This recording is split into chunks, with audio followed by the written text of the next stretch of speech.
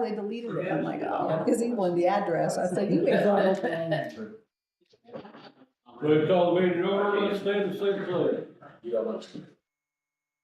I pledge allegiance to the flag of the United States of America and to the republic for which it stands, one nation, under God, indivisible, with liberty and justice for all. Audience is skipping on it. Yeah. Trustee Whiteberg. Yes. Trustee Finley. Yes. Trustee Simmons. Oh, yes. Trustee George. Yes. Trustee Barnes. Yes. Need a motion to approve or amend agenda presented. Clerk requesting to remove March 4th ordinance committee and March 4th special board meeting minute. It comes later. I'll have the next meeting. I didn't get them all done. Gotcha. I need a second. I'll second. Trustee Sheets. Yeah. Trustee Whiteberg. Yes. Trustee Finley. Yes. Trustee Simmons. Yes. Trustee George. Yes. Trustee Barnes. Yes. Need a motion to approve last month's board meeting minutes, finance report, and pay the bills. Make a motion. Trustee Finley. Yes. Trustee Sheets. Yes. Trustee Whiteberg. Yes. Trustee George. Yes. Trustee Barnes. Yes. Trustee Simmons. Yes. Does anybody in the audience have anything? Lori? Yes. I was wondering if there was any progress on the war memorial? Progress? I mean, It's up. It's done. It is? Oh, I haven't seen it. And,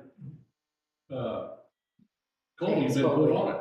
Oh, has he? Yeah, James Colby. Yep, Yep, he's on it. okay. The only thing we're waiting on now is the flagpole and the flag. They just came in today. Huh? Polls came in today. Okay. Oh, cool, okay. Well, I'm at our house a lot. And I also have, I got my one neighbor taken care of. Now a new one moved in on the other side, on the corner. I don't have one tree in my yard. They've got two giant trees that during that storm, they have a bunch of dead limbs. One fell out of their tree, knocked my power out. I was without power for close to 16 hours on Sunday. This is the second time it's happened. I have to call and have Ameren come and put it on up. It knocks it clear out of the pole. So then I have to call an electrician to have them connect back together. My question is, there's two giant limbs that hang over my house. Technically, from the property line straight up, anything on your side, yours. Okay, Mine is basically the same, sir, so we can take that off if it's on our side. Yep. Because I'm having the same problem with. You're gonna get, I'm telling you right now, you'll get in any argument with the person, but technically, your property line up. Anything on your side, you can trim. I've had major damage twice. My insurance, homeowner's insurance went up $550 for my policy because of my claim. I've had to redo siding, gutters, all that stuff. And it's like, he's always gonna cut it down, always gonna do something. Well, my neighbor got one on his house. His bills are paid, but he can't You do live his on house. where? No, Oh, I'm on another West spot? 4th. I think I'm on West 4th. Are you on the north side of the road or the south? I'm on the north side. Okay. I'm 111, 113 is when I got hit. He works down at Lapita's.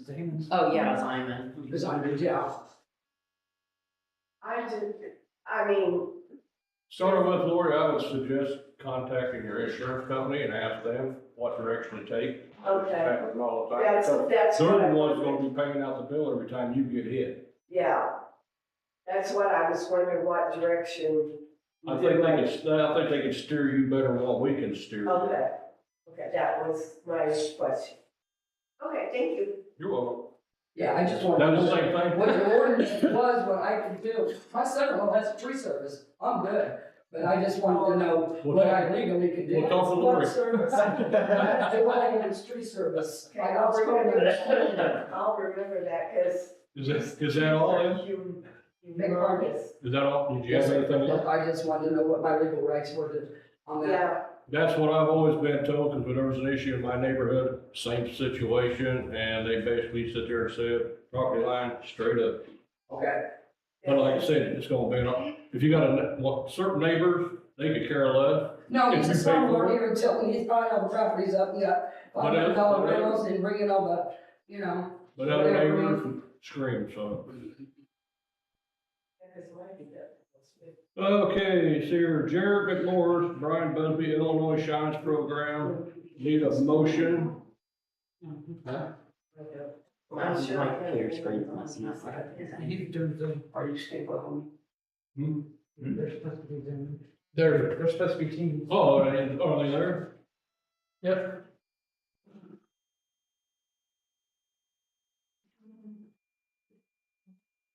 Jared, are you there? Yeah, good evening. I don't know if, I think Jared is on. This is Brian Busby. Can you all hear me? Yep. All right. Now can you see me? Yes. Great.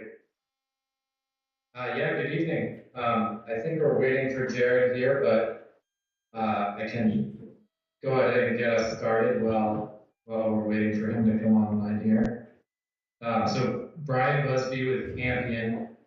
Our company, Ampion, is a software and services provider to renewable energy developers.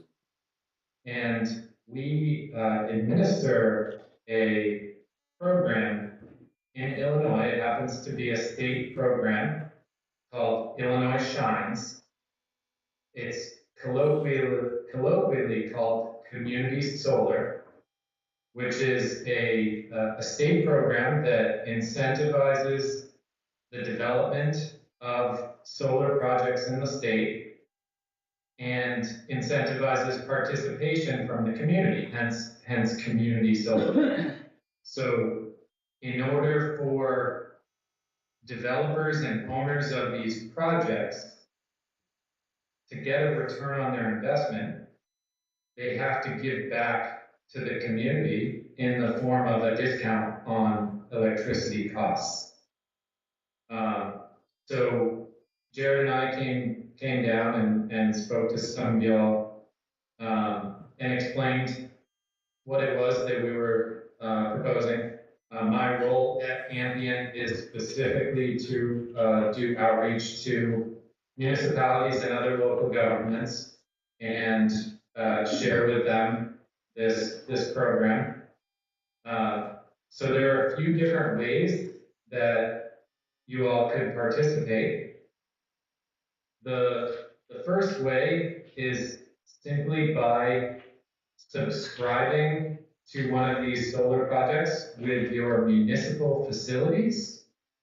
And this would be just an easy way to save an additional 10% on your total electricity costs. So I'm assuming a good number of your facilities there would be eligible for the program. Generally what we do is we take a look at your historical electricity usage and costs, and we determine from that what share of a solar project we would set aside for you. And then once the project goes live, we generate electricity on your behalf and you receive bill credits against your cost, reducing what you owe Ameren. One thing I want to make very clear about this program and the other things I would be speaking to you about, we are not talking about wanting to come down there and develop a project there. These are projects that already exist, that my company is already responsible for managing. So we're not looking to build something there. Just looking to see if you would like to participate. So that's the first way that you all can participate, is by subscribing to one of these projects with your municipal facilities. And again, that would be for a discount on electricity costs. Another way that you all can participate is we we run what we call affinity partnership programs. And what this is we sort of form a partnership with the community, whereby we do outreach to residents. And specifically, who were looking to, get some extra help, are low to moderate income residents. So for folks who are on various federal assistance programs, those folks can get a 20% off on the bill credits that are generated by the site, effectively reducing their total costs by approximately 20% per year. We do also have a program for regular residential subscribers, so folks who do not fit in that low to moderate income category, and that savings is 15%. So still pretty good percentage savings there for both categories of residential customers. And the way that we go about this is we collaborate and we ask you all, hey, what are the ways in which you connect with the community? Some communities have a pretty good Facebook presence. Sometimes we decide we're just going to do a mailer that goes out to folks. Sometimes we do a letter that goes out to folks. Sometimes we'll come there and put on, some type of an event where we might invite everybody down and pay for food or something like that, and they can sign up for the program. And then again, once that solar project goes live, they would begin saving money on electricity costs. Additionally, I want to add that anything else that folks might be already, enrolled in, any other programs that they're enrolled in, those programs would not limit them from receiving this additional discount. In fact, one of those programs is called Livey, where they get a reduction on their electricity costs already. And that is one of those federal assistance programs that allows folks to get this additional 5% savings for the low to moderate income program. A third way that you could potentially participate is by doing an outreach to small businesses in the area. Small businesses are also eligible for the program. So those are, and small businesses would get a 15% savings as well.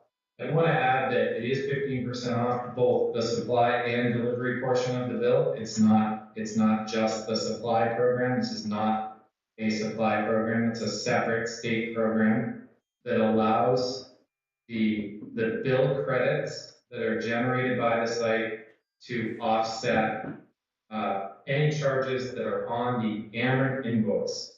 So the charges that are on the Ameren invoice are those delivery charges from Ameren and the supplier charges.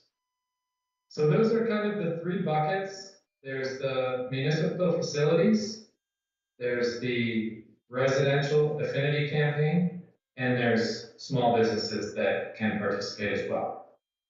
I would add that for the residential affinity campaign, we do also offer a kind of an incentive program whereby we donate $100 to the municipality for each resident who enrolls in the program. So the resident gets the savings, and the municipality gets a $100 donation.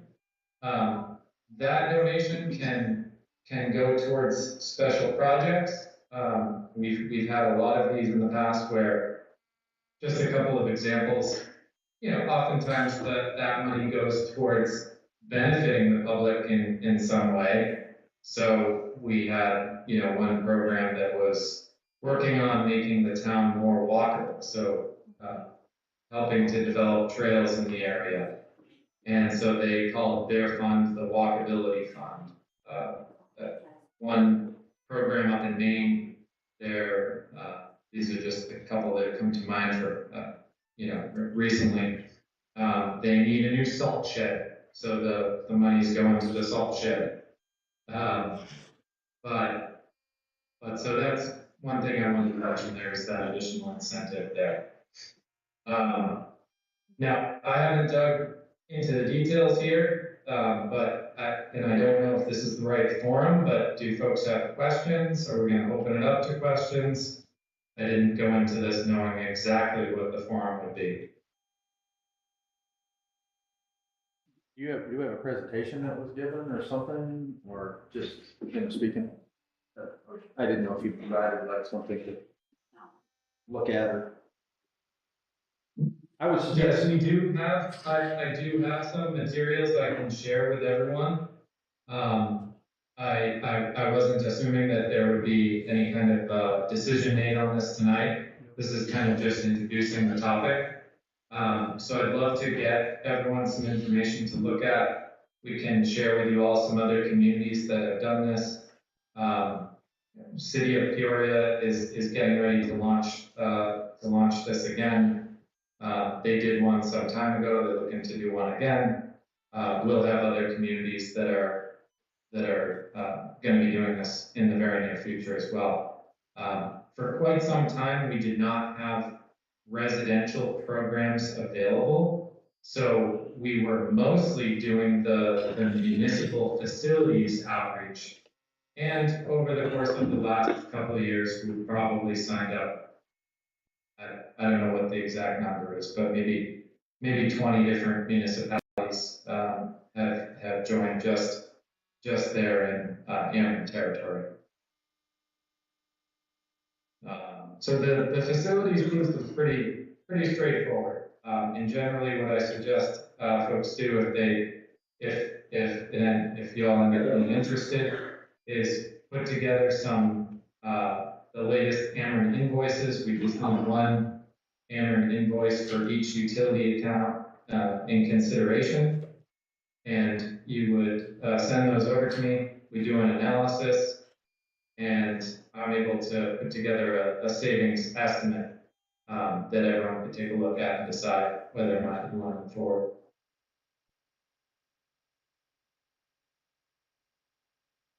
I definitely want more information. You guys can send that to me and I'll forward it to all the trustees. Yeah, absolutely. So I do have a PDF slide deck that I'd be happy to send along that you can take a peek at. You can look at some sample marketing materials. I think it's helpful to look at the way we communicate the program to prospective customers. So not just thinking about your facilities as a customer, but thinking about residents in the community, just kind of getting an idea of what that looks like for them. So I'd send over some of those materials. And then any like handouts, mailings that we do. Yeah, be happy to do that. And again, one thing I want to be really clear on is these are all projects that are already in development. So they're all over Ameren territory, and so these are projects that are going to happen. There are some companies out there that will be trying to drum up business before they go ahead and build a project. That's not what we do. When our company gets involved, it generally means that the project has reached a certain stage of development, and then those owners of those projects or large portfolios of projects approach us, and we come in and administer the programs associated with those projects. And that administration includes everything from the initial subscriptions, which is part of what I'm talking to you here about tonight. But it includes interfacing with regulatory bodies, the utilities, doing customer service for the lifetime of the project. We do the billing and payment, all that. So we really act as a program administrator for these projects. We don't own or develop them. So with these, And we're a national company in just about every state where these programs exist. with these projects, are they in Vermillion County, or you're talking about projects within Tilton that we would be? They simply have to be located within Ameren's service territory. So they do not have to be anywhere really nearby. They could be, 3-4 hours away. And yeah, because this is a state program, it's only the investor-owned utilities that have to participate in this program. So the investor-owned utilities have to participate. So any communities that have like a co-op or they have their own municipal power, they won't have these programs. That it won't be available to them because the utilities don't have to participate. But again, yeah, it'll be anywhere. The program exists in Ameren and Concord.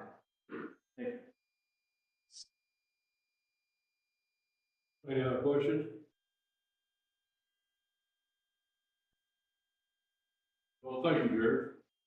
That's Brian. Gary's having trouble getting his things sorted. Yeah, Brian. I can, seeing him struggling, getting himself off mute and all that. But I think, do you all know Jared? Yeah, Jared emailed me Okay. and copied you on it, so I'm Tiffany. He can send it to me, or you can send it, Okay. we'll get it. I was just gonna say, so, Jared is from Good Energy, the community's energy consultant. And we've developed a relationship with the folks over at Good Energy. They vetted us and kind of chose us as the provider to share this program with their communities that might be interested. So Good Energy likes to think of this as just their responsibility to bring it to you all as a value add. And I think that's something he would have said if he'd been able to get himself off mute. But yeah.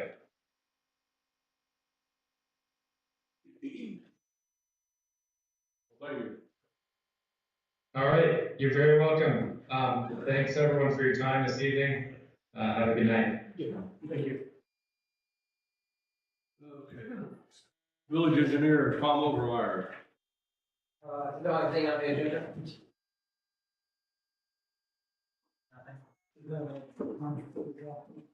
I'll bring it up. I didn't see that in your mind. Well, no, I need to see about making a motion for Tom to contact Farnsworth about drawing up drawings for the fire station extension, so we can go ahead and get bids out on it and get it done.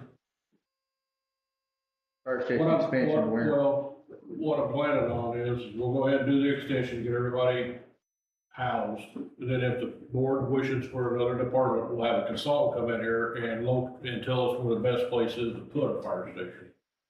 I'm lost. So, it's an add-on to the fire station, is that what you're saying? Yes. Okay. I got a question, because people ask me this all the time, so I can't answer them. Why you turned negotiations down on Hodge One? Why? Yeah. Because I felt that being on the east side of town wasn't the proper place. It's not like I changed my mind on anything. I'm that way from the very beginning.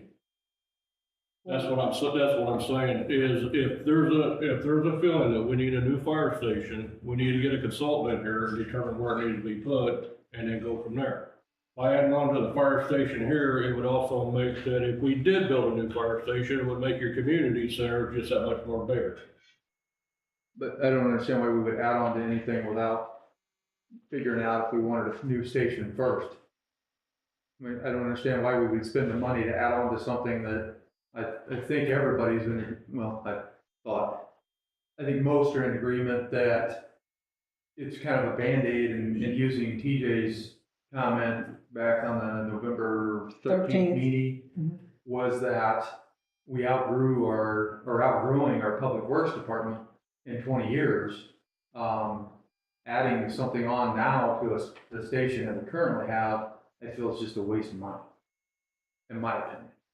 Okay, so so everybody wants to go for a new station. Well, And the only reason I'm saying that is we'll reach out for a consultant to determine where the best place is for our village to have the fire station placed. I think it needs to be talked about, yes. Now, whether or not we need to hire somebody to tell us where to put it, maybe the first step would be to have a conversation about where we think to put it.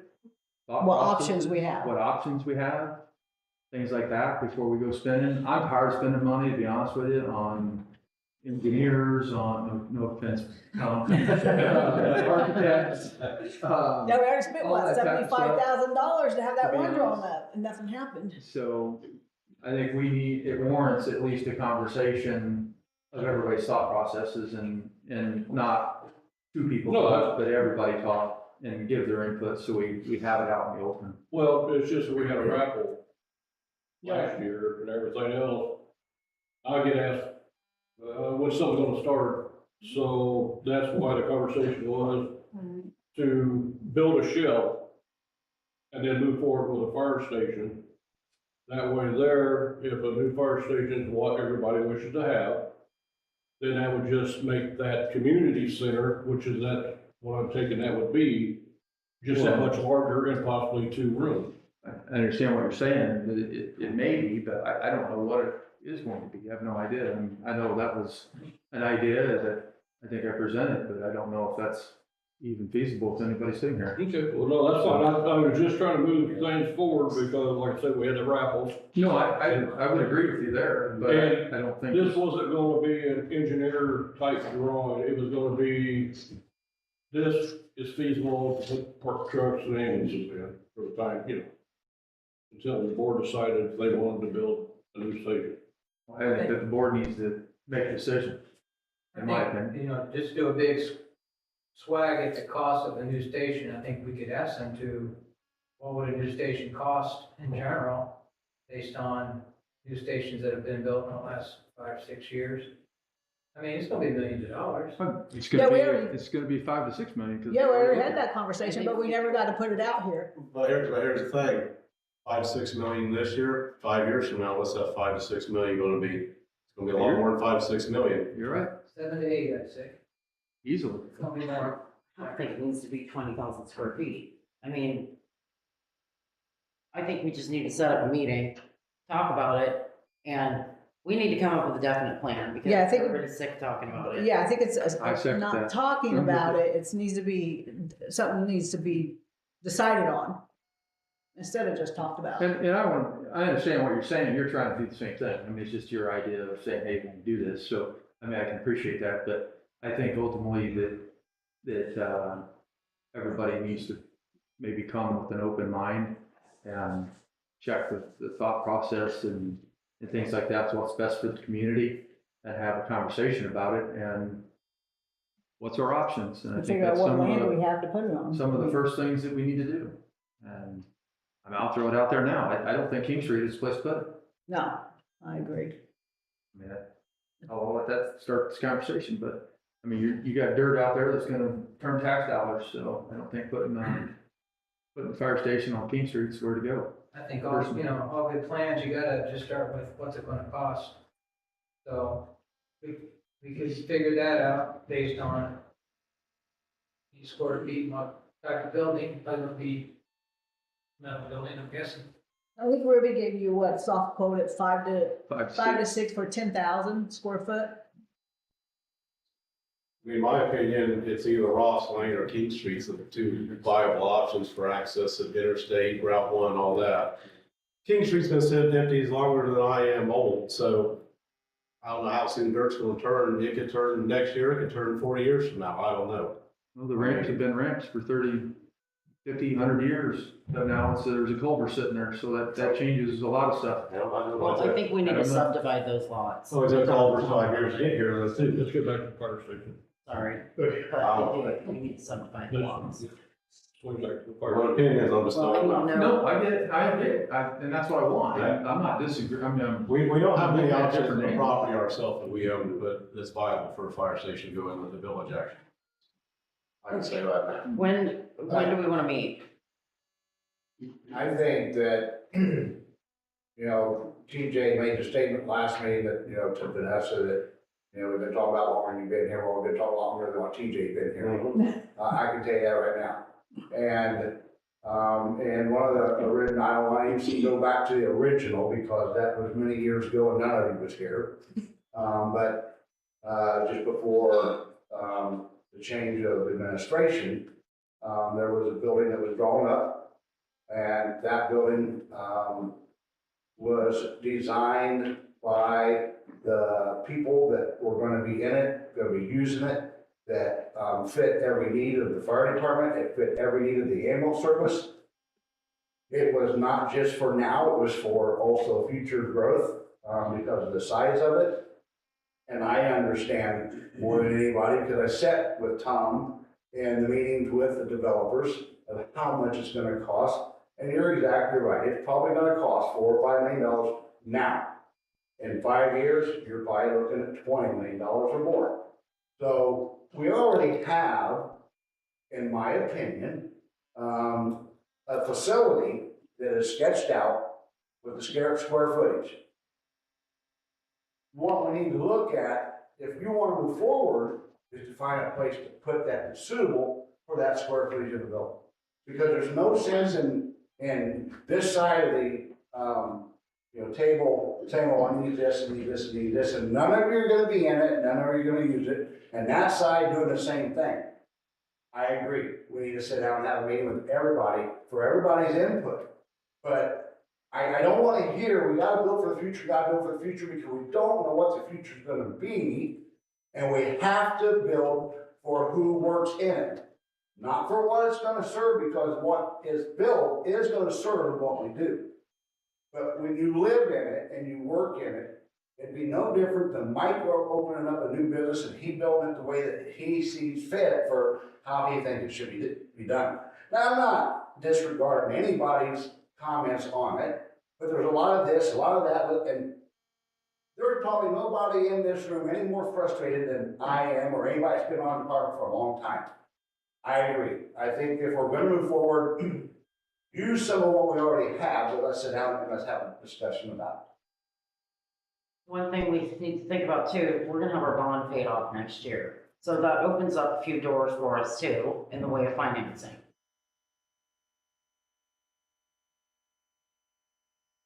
We won't have a meeting, to discuss things.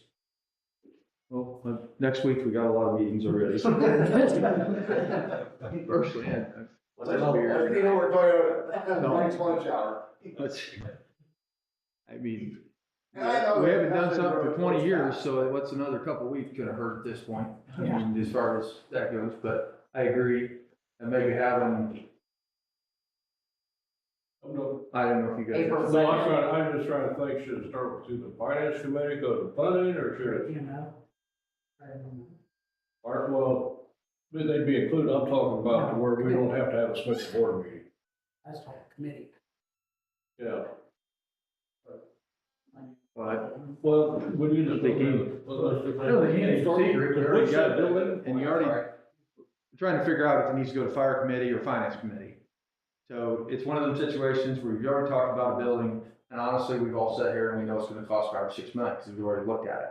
So I don't think there's anything that, I personally think that just everybody needs to be involved. I know it's a special board meeting, but I don't know about you, I'm sure you get tired of hearing me, but it's one of the things I wanna hear, because what I hear and then what happens is two different things. Exactly. So you wanna make sure, but like Tiffany said, the bond's are gonna be up, so it'd be nice to hear that portion of it, of saying, okay, what financially, as we look at something. But like the last meeting I talked about was the fire truck, we gotta budget something for a fire truck, we've already talked about an ambulance, so you go spending $10-12 million, in the next few years, you're gonna have to figure out where it's gonna come from. And I think that has a lot to do with it when you start talking about the finance stuff. So, Well, last time we Smart. bonded, it was 2.5 million, I think, 2.5, something like that. And, you know, I think that we could do the same thing, maybe double it or whatever we need to, and go over double the amount of years, I think would be okay. How long would it take you to do that, take the numbers together? I could do an amortization schedule tomorrow. Well, we already got one meeting set up for next. is that something that you're talking, so this bonding situation, is this something that you're talking about? Because you said something even about having a loan for 4 million or something, so is Well, this we on could do top of that that? too. Or is this something? No, Okay. that's something different. So bonding is when your community goes and you say, we've got all these bonds, and you're, like, people who you know might buy these bonds, like, I think Virgil bought some, and you guarantee them that they're gonna get so much interest over so many years. If we got a loan, it would just be through a bank. Bonding takes a lot more work, but you can usually do it longer. I mean, we could even look at the USDA thing again, because they've got the 30-year loans that are lower interest rate. I think all those The options. bonds are about like a share program, basically, you're sharing your money to build that. Yeah, I understand. I was just trying to understand what, are we talking on top of something, or bonding versus a loan and bond, and what are we talking about? So, We would just have to talk to all these different entities like the USDA, the bonding people, because when you bond, you've got to go through a credit rating. But it's usually a better deal. At least it has been for us in the past. We go through a bank, depending on what interest rate. If we didn't have to go through all that bonding and we got 4 million, then yeah, that'd be a good deal. Because then we wouldn't have to go through the credit rating, we wouldn't have to go through all the other proofs that you have to go through with the USDA or bonding. How long would it take, like, you to just have a couple different options where we would have, go said, okay, if we went this way, we wouldn't be able to decide, but we at least have. I can give you a couple finance options. I mean, they're not guaranteed until we come up with the drawings and we show them to the bank. Would be an idea though. Yes. I mean, ultimately, thing is, if we have ideas, okay, if we do this, this is kind of what we're looking at. And I know we have other obligations, whether they would be completely separate from this. But like ambulance and fire trucks, stuff like that, those would be coming from We this. could put them all in there with a bond. We did that before with like a road and a couple other things that we needed. We put a couple different things that we paid with the bond. Would everybody be in agreement, give Tiffany time to get this worked out and then have a special meeting? Or Oh, absolutely. Yeah. That was my. Instead of I think setting that was- one tonight, give her a chance. Yeah, I think that was my thing, is to make sure you had enough time, and when you bring the information, it's not like, well, I could have done this, but only had 2 days, or whatever. Yeah, I mean, I'm gonna talk to the bank again, and then I'll call Julie at the USDA, and I can talk to John Pizzetti with, I don't remember the company, but that's who we do our bonding through. Well, Yeah, we'll just sit here and say, as soon as Tiffany and Cass gets this together and gets numbers and different financing solutions, then we'll call for a special meeting. yeah. Is that good with everybody? Just keep in mind, we're saying, throwing a number out there, but, probably gonna be more than you think. So, if you want a real financial plan, you need to have a real estimate of what it's gonna cost. Not just what you hope it costs. So, Well, I go back up to Mayor. Do you wanna get a proposal for someone to do, like Butch was saying, it's all in the details, right? I mean, Yeah, it's not, it's just not a building, it has everything in it. It has everything in it for what the fire department needs, and it has everything in it for the ambulance needs. and you get a footprint and you get a layout of all the rooms and where they are, people, wherever they hang out. That's, Then you get a real estimate and budget. And the drawing, and I think I forwarded to you guys before, that Yeah, there weren't, it was our drawing to the beginning, but they were actually drawn up by, whoever Ribby uses as their, architect. It was the architect that drawn them up. So they were looking nice, instead of Well, on a piece of, paper, somebody with a pen. asking you, Tom, to far as work, do you have an estimate of what this building would cost?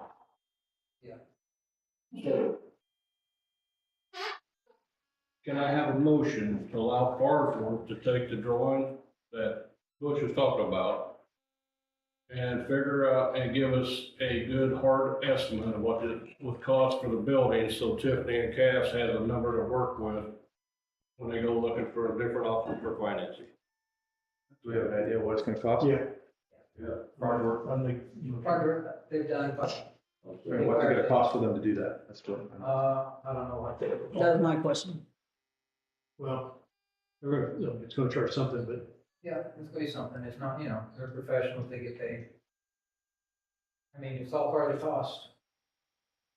The other place was what, $35,000, is what we paid the other, For the part, for the. and they're the ones that drew it up, and not our cost. I think that was 70-some thousand. No, it's like 30. It was like 60. We didn't do the whole thing, we stopped it. Right, we stopped. Yeah. But those numbers and those drawings could also be used for the bidding process also, correct? Well, I mean, not so much numbers, but the, First thing they do is just a schematic design, it's not the final design, but it's what the bidding documents would be based on at some point. It takes a little time to get through the details of what you really want. I mean, we had several meetings, we went over and met with the architect and schooled them a little bit, right? Yes. They're good, they know what they're doing, but they don't know what Butch, what he has in his mind as far as, what's really appropriate for the needs that he knows that he has for fire, or not just fire, but for ambulance. It was a process. We learned a lot from it. So I'm just throwing it out there, so what happens if we have this thing drawn up, we spend $40,000 to have this drawn up in a whole bit, and you realize that this is a $7 million building? Well, that's what you need to know. Well, then you cut some of it off, I think that's, Well, but then you go back to the drawing board again, and then you gotta spend more money to draw it again. Well, you gotta start somewhere. I'm not saying you don't have to start, but you gotta, You don't wanna so start you the start process. smaller, then maybe we should start smaller and just say, how much is this gonna cost? Well, how many bays, how many vehicles, I mean, the rest, they gotta follow codes. Well, maybe we gotta figure out what our How about we- budget is, and, then we go say, hey, we got 7 million, or whatever it is. can we do this?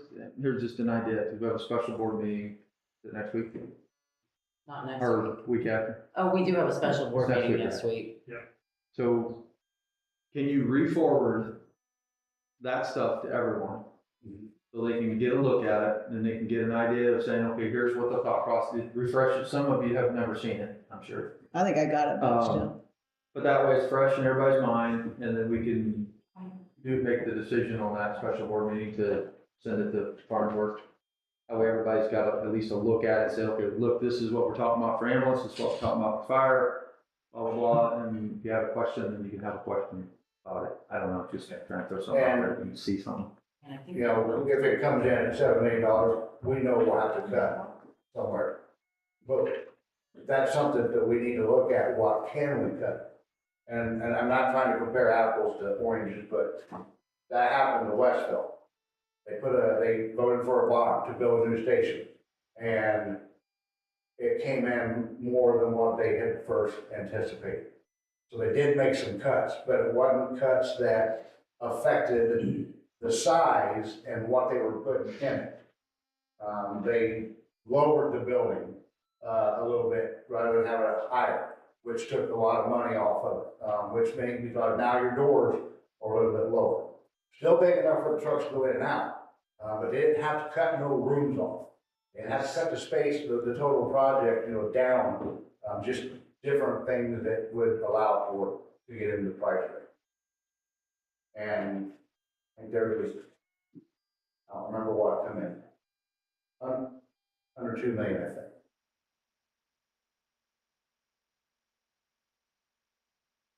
But yeah, I agree, you need to. I mean, that's just my suggestion, so it's fresh in everybody's mind, they can look at something instead of trying to make a decision on Maybe we something they can- don't even see. Get, somebody knows how to run a big copy machine to makes me, print it out bigger also. yeah. So we have one, you do that, right? Yes, we can. Yeah. You had all I don't know how to run that thing. Nobody does. Yeah, I will get that resent out. I mean, I don't know, does that make sense to everyone, or We got to move forward if you want to just start asking? that. Somewhere along the line, like Tom said, we're gonna have to come up with somebody to give some kind of price. I agree, and that's what I'm saying, if it gets in front of everyone so they can see what they're actually talking about again, I think that would help. What if we, okay, so I learned a lot at this TIP conference last week. We can use TIP dollars if you're redoing a building. What if we tear down Fire Station 1, the one wall, and rebuild right there? I don't know, if I remember that drawing, I don't think The it's station fit. one. I think it'll be enough room. You I know, don't think it will be either. I mean, you'd have to, one, vacate the alley, but I think, and you might even be really too close to property lines on 4th Street. well, there's another property there too. All right, well, you want to send that to everybody? Because the way it was just half of it, it'd be all right. Yeah. But the way it was split,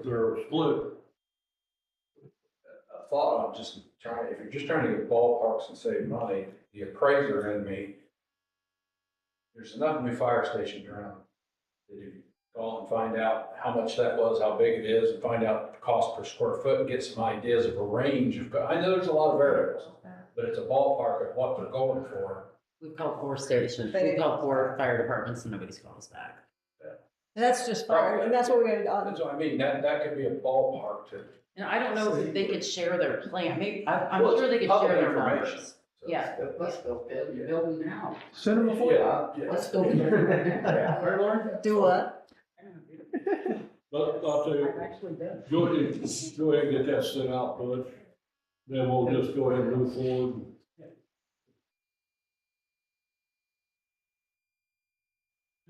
So you're gonna put that on the special, part of the special meeting for next Yeah. week? No. And we have the 3 things not pertaining to the one thing at the beginning. It's the main reason for the meeting next week is that ordinance. So I know there's already 2 things in front of This is my money. Oh. This is my money. it. If that's the case, the 2 things should have been moved off of. Remember, either put them on. Well, I'm just asking, to make sure that all that gets put in there, all that gets brought up first, so that we can move on to the actual reading for the special meeting. Yes, so. Because that could possibly take a while. All right. You ready? Who's here for Chris? Brian? Chris is right here. Oh. Well, it don't say Chris, it says CM. Well, Chris, you'll have to unmute yourself. Chris, you there? Fire chief, you there? If he's not, he's, No, there he is. well. The one let me unmute myself a second ago.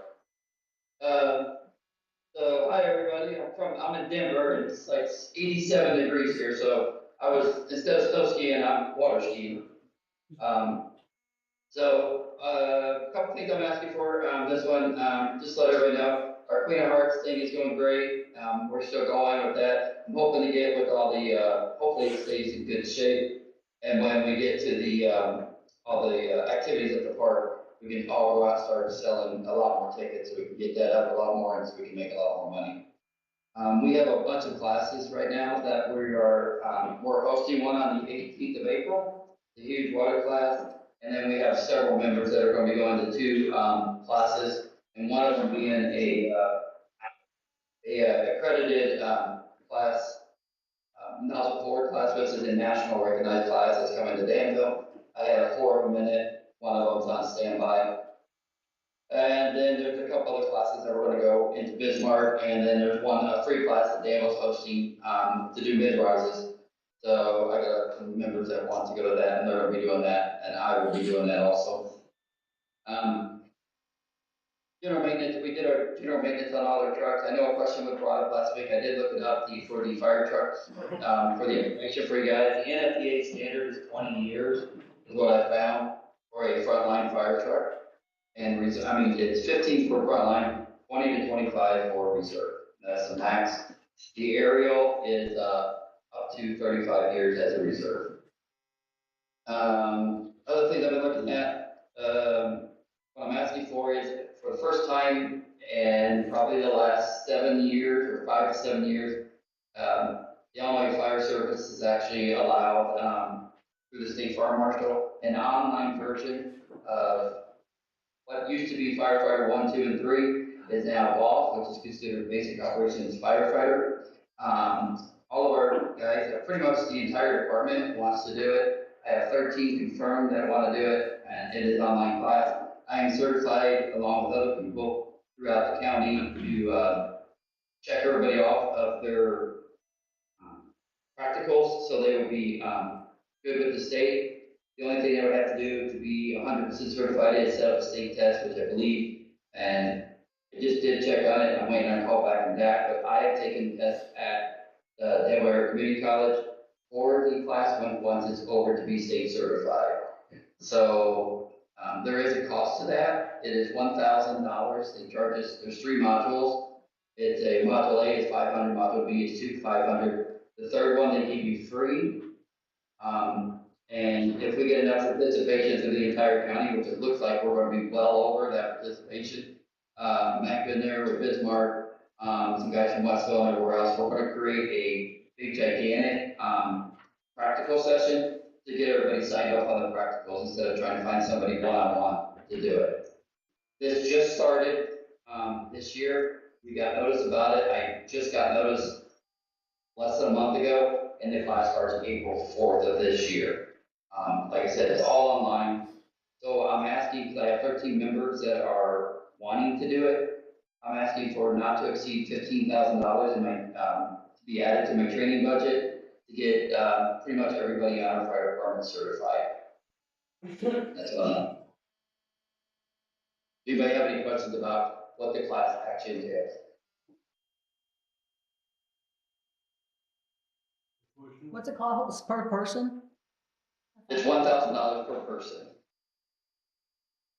And I added a little buffer in there in case the state test, usually sometimes they charge, most of the time they give it to you free, the first one, but there has been some classes that are $40, right around $40. So I put a little buffer in there for it, and for supplies if we have to, do stuff for the practicals to get everybody certified.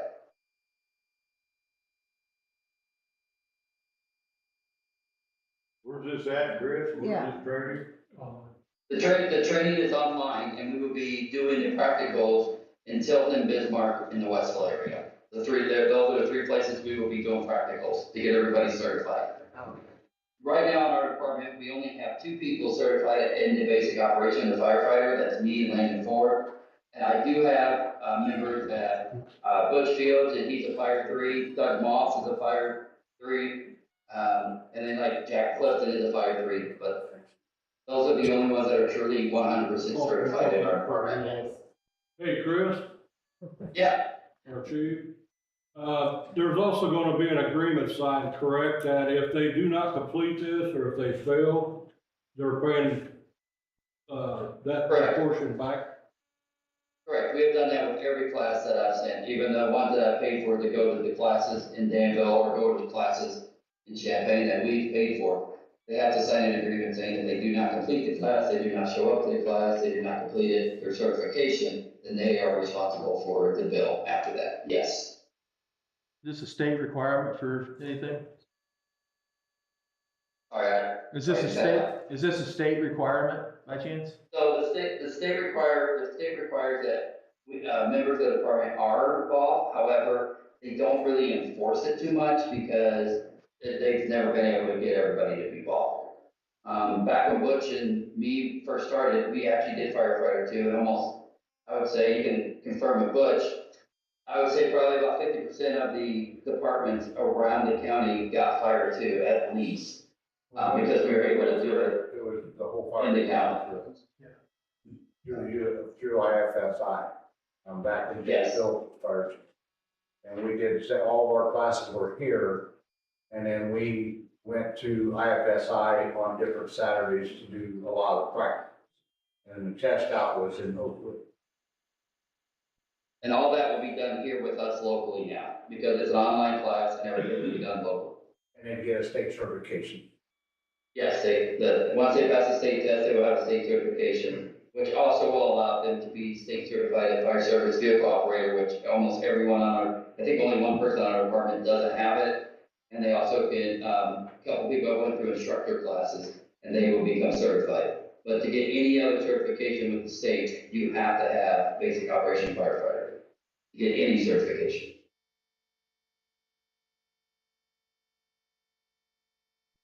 Any other questions? Need a motion for box training for $1,000 per firefighter, not to exceed $15,000. Motion, yea or nay? I'll make the motion, Gabe. I'll second. Trustee Finley, Yes. trustee Barnes, Yes. trustee Whitenborn, Yes. trustee Sheets. Trustee Sims. Yeah. Trustee George. Yes. You got anything else, chief? No, that's all I got. Thank you guys. I got you. Hey, I got one question for you. Right. This, Mavis situation Yeah. that happened the other day, I'm just curious, because I don't know much about this Mavis thing, but anyway, they requested the light tower or whatever, how did that all play, or how did it all work? Okay, so what happens with the Mavis, any Mavis deployment is basically the Red Center contacted me by email, and then they contacted Brian, he's the second one on the Mavis. At that time, I didn't have my phone on me, so then they set off our tones, and then I called back and got it.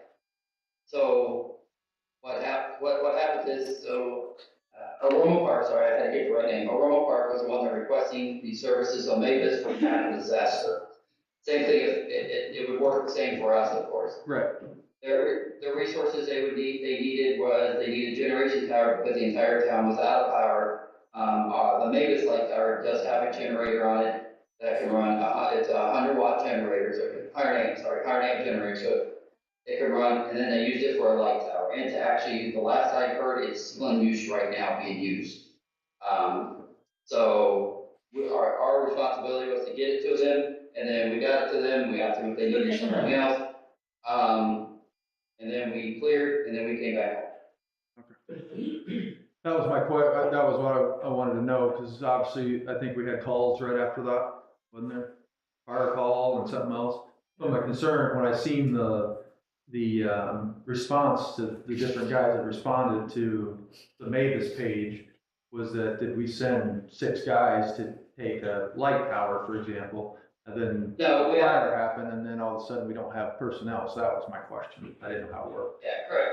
So I did do preemptive on that. I did take 4 guys because I wasn't 100% sure exactly what I did. I did go with myself because I'm actually at that point I was the only one with the Sims. We have more people that are certified now for Mavis, and so I contacted Georgetown and they contacted me and they were coming into our city for a fire call. They had people sitting at their station waiting until we got back.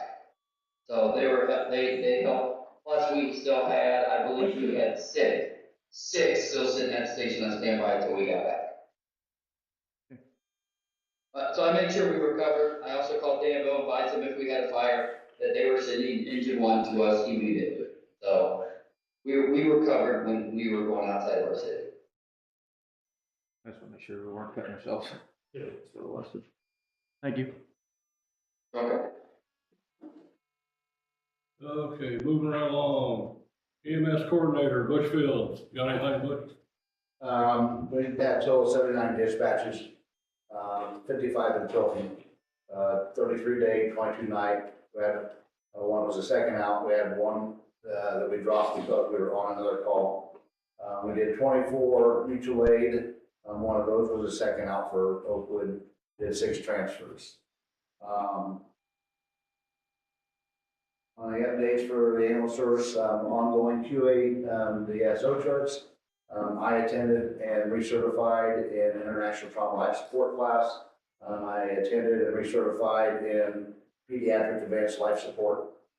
I met with Dr. Bloomstrand regarding, the new federal DEA rules, and administration of narcotics by EMS providers. Things that we had to turn on in the ESO, and so when we give a narcotic, we have to have doctors that are now, because the DEA doesn't trust EMS evidently. So, I had to do that. I didn't understand all they explained it to me. Completed the medicine audits and all the units, submitted several documents to the state. And we did receive our new staffing waiver from the IDPH for the ambulance service to be able to run with a EMR for at least another year. It's getting harder and harder. It took 3 months to almost get that completed from start to beginning. It used to be 2 weeks. So it's getting harder and harder to get it. We set a date, we're getting ready to set a date and prepare to onboard 2 new employees, Gavin Ray from the fire department, John Mars. Worked on the schedule of the shifts, and I had some discussion with 2 different local fire chiefs with their concerns with ambulance coverage.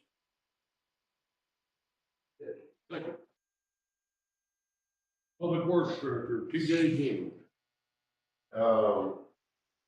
Got the offices finished, painted, floor sealed. Did some televising of sewer on Ferndale for the repair that took place by Midwest Asphalt, so they could pinpoint exactly where they need to dig. Started breaking down some of the plow trucks. Now the warm weather's here, getting them switched over back into spring mode. I do want to, I put on there's a couple pictures. It's at the shop, you may see it. It's a salt spreader box that's in the back of a pickup truck that was purchased. I didn't purchase it, but it was purchased years ago. We've only used it like twice. It sits outside. I would like to surplus it and get something out of it before it sits there and rots away, since it's still in basically great shape.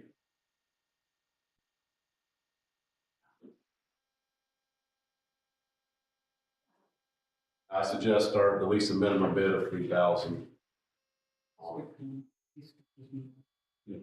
Yeah, I'm jumping around. Gotta make money before I spend it.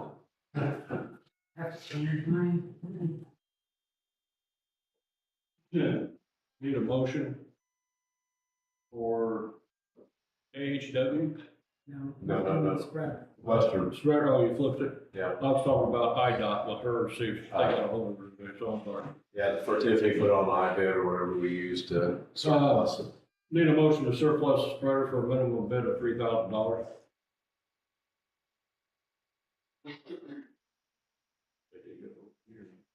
Second. Trustee Sheets. Trustee Barnes. Yes. Trustee George. Yes. Trustee Sims. Yep. Trustee Weidenberg. Yes. Trustee Finley. Yes. All right, well, my last phase out of the Spartan mower, there's a quote from John Deere to get rid of the Spartan mower and get a John Deere diesel, same as we bought last year. By getting rid of this one and getting this diesel, we should definitely expand our turnover time on the mowers for longer than what we have been using them. We didn't have no problem with the new diesel John Deere we bought last year. It's been a great mower. And with Spartan phasing out and can't get parts for them, I just want to move on with it and just continue with what we got. They're giving us $3,200 trade-in for the Spartan, which brings the total to $23,062.59. Any questions? Would they give you the trade-in, do you get? $3,200. Oh, yeah, okay. Any other question? Need a motion to purchase a John Deere mower from AHW for $23,062.59.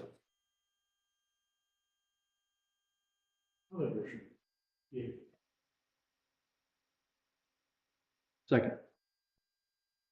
Trustee Finley. Yes. Trustee Weidenberg. Yes. Trustee Sheets. Yes. Trustee Sims. Yes. Trustee Barnes. Yes. Trustee George. Yes. Last thing I got is, been doing the hiring procedure to get someone on since we're shorthanded. Got a lot of applications, dwindled them down, critiqued them, sat down with Tiffany, went through them, sat down with Phil. He did the background checks on them for me. Reached out to set up some interviews, ended up only getting a response back from Tiffany to do the interview, so me and Tiffany set up the interview. And I would like to move forward with hiring who I think is the best candidate for the job, Jared Barney. Full time. He's replacing an employee that got, No, we're not replacing nobody, not at this moment, and not at this moment. but, yeah, the numbers will stay the same. In Probably. the long run. Well, in the long run, technically, I'm still short a person no matter what. From years ago, but I'm just trying to keep my numbers where they're at, so right now I'm going backwards instead of forward, so. Well, and this person had a lot of experience with plowing, working Equipment. backwards, lots of hand tools. He seems qualified. Question? Motion here and A to hire Jared Barney for public work. I'll motion yea. I'll second. Yes. Trustee George, Yes. trustee Barnes, Yes. trustee Sheep, trustee Filton, Yes. trustee Ragnar. Yes. All I got, thank you guys. You're welcome. So everybody understands why I missed out on what was going on. I was discussing with Tiffany whether or not she heard back from IDOT today, because for some reason, we have property over here on the interstate, That was it.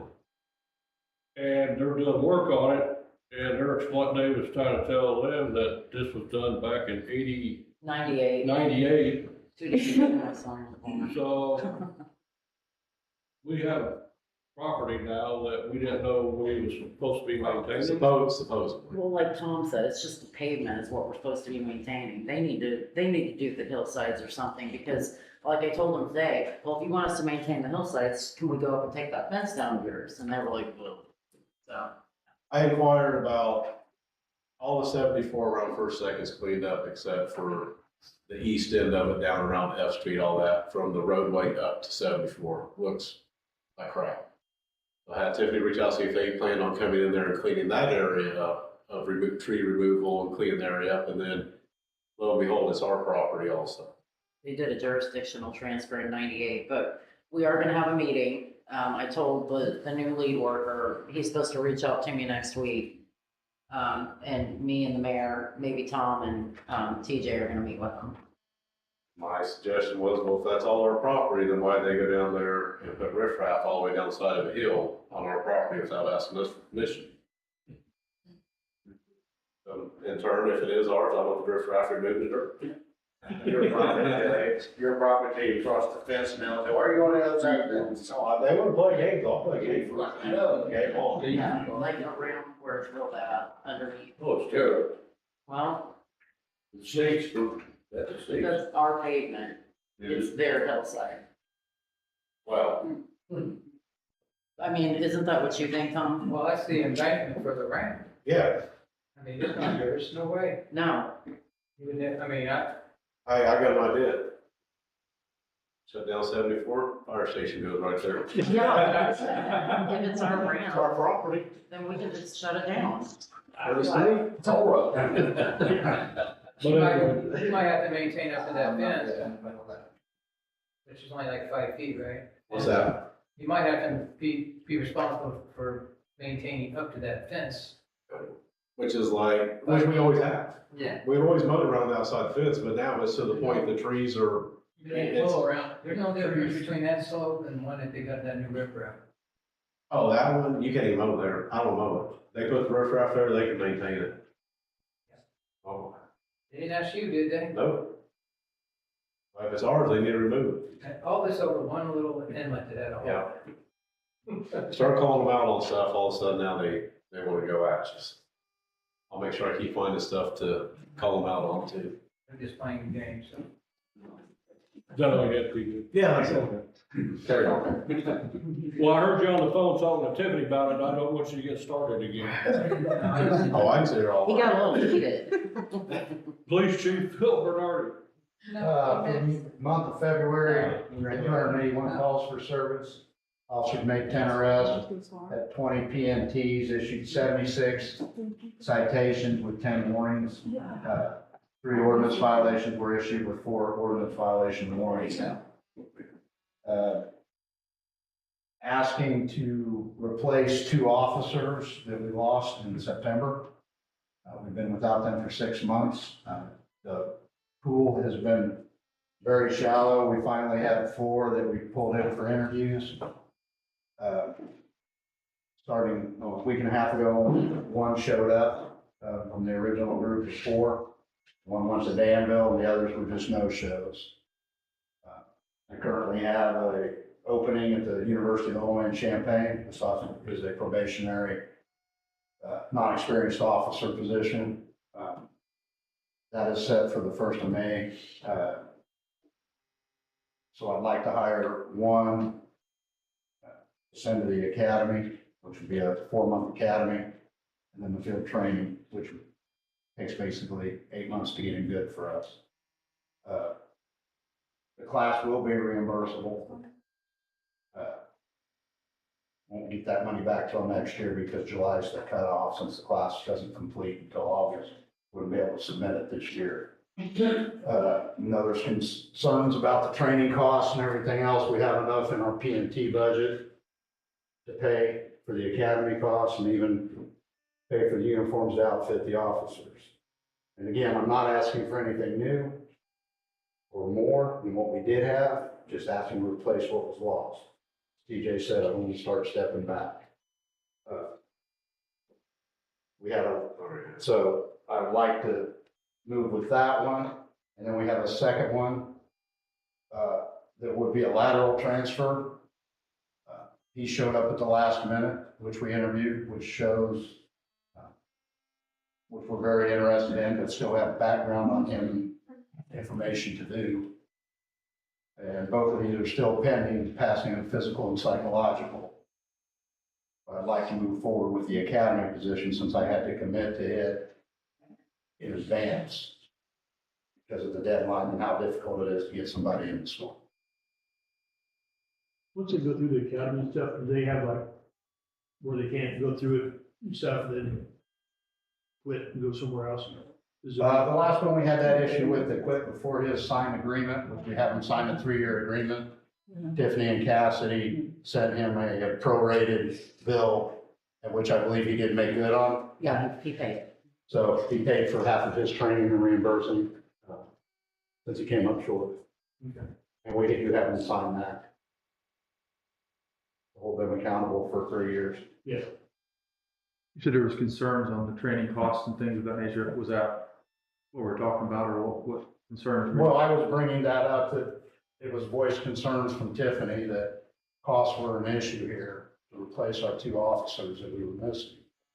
I'm offering to say that, hey, instead of coming out of general, we have extra money in P&T right now that can help cover the cost to send this officer to school and outfitting. Plus, if we have the second officer would pass his background and we have the permission to hire him, could also outfit him and put him on the street without having to come out of general. You can come out of the PMT fund, which is what we use for training, equipment, so on and so forth. I feel like, well, I was actually told the concern is, employee paying for more employees. We're employee poor, We are. We're payroll poor. payroll poor, that's it. Well, then you guys are the ones that created the 10 positions that we have. And that's all I'm trying to replace. I'm not asking for more than I didn't have. How many do we have September. now? How many? Currently, Yeah, full-time officers, 8. 8. And we're probably gonna lose one here rather short. Well, that's what's always said, we're always gonna lose one, and then they don't, and that's kind of why. Well, that's we not hired been the two case, officers. Tiffany. We lost 2 and we've been short 2. But that's why we hired 2 officers last time, was because, oh, this person's gonna quit and this person's gonna quit. And they did. And then one of them came back after he left, and he's leaving again, the full-time position, so. I will have to say, being here as long as I have been here, going on 20 years, the way it's being ran now is so much better than what it was in the past. I think the level of numbers that we have, the 9 officers that we have, plus the one in the school, is very instrumental in how we have played out as a professional department. And I just think that we are proactive. The crime rate has gone down because of the patrol and the proactiveness that we have. So I think that keeping it steady at the 9 officers plus the one in the school, I think that would be a positive thing. So with the one at the school, we're only paying basically 3 months out of the year, is that? Well, we have That's to correct. pay a We- salary. Every day she's in That school. we actually have though, or because the school is actually paying for the other 9. So is it 8 plus her? No, it's 9 plus her. 9 I mean, plus oh, her. we got 9 plus her? No, currently, We got 8 plus 7 her. plus her. 7 plus. Oh, 7 plus her. Okay, so you have But we've been total 8 budgeted with for her. 9 plus the one. So have you guys been Okay. keeping 2 officers on every shift, like you said you would? We do the best we can, but, I still have We're sick down, days. so There's been a lot of nights that are our part-timers Well, are and it's very not just limited. me saying this, because I've heard a lot of other people comment, well, I never see them in my neighborhood. I'm just telling you some of the comments I've heard, because this isn't all coming from me. Well, you gotta realize the call volume too, like if we're handling a call, we can't be there. Oh, I understand. I'm just so- asking questions. But yeah.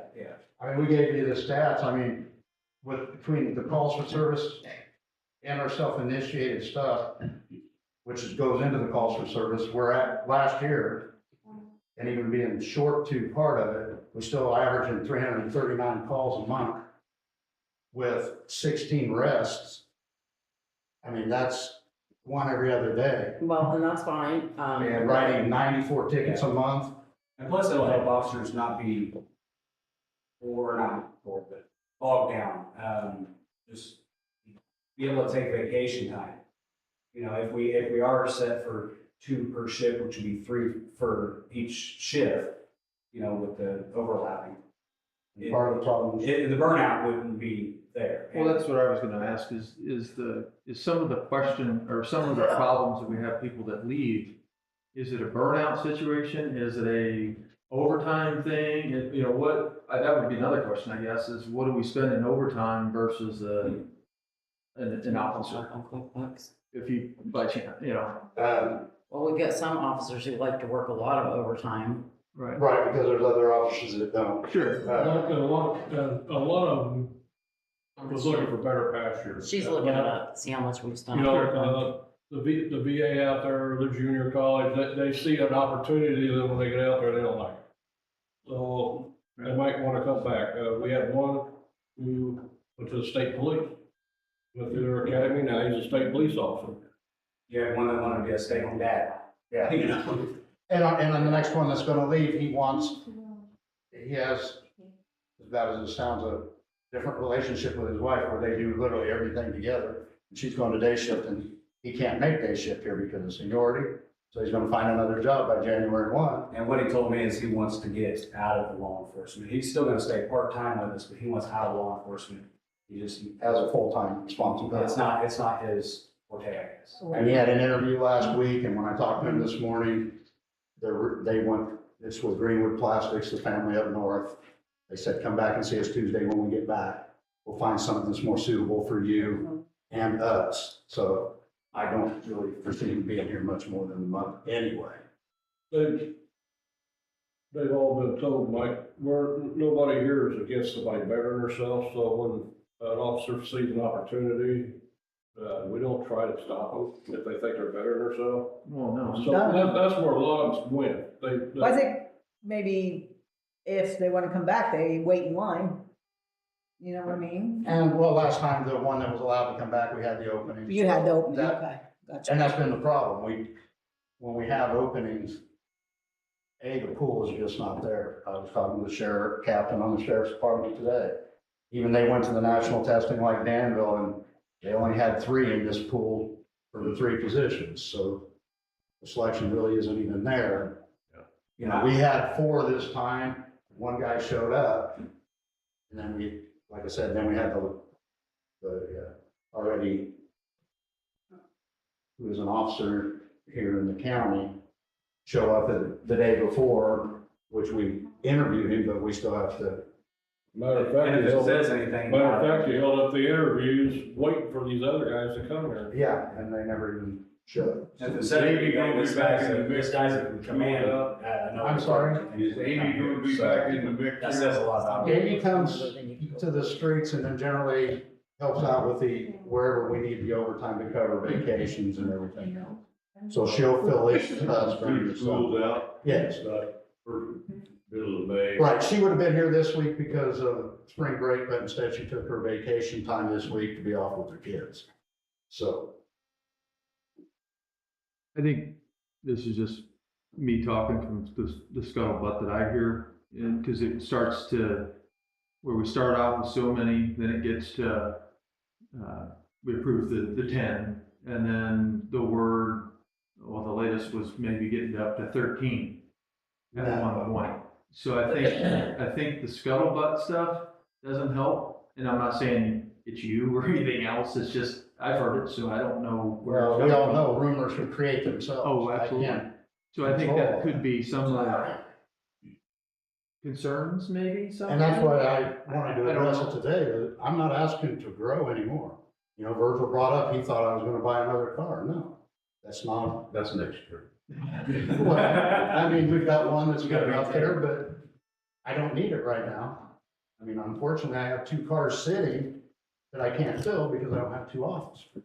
Sure. So I'm not asking to grow beyond the 10 that full-time positions we have. Right. I just want to try and stay there. And that's why I want at least 2 now, one to send to school.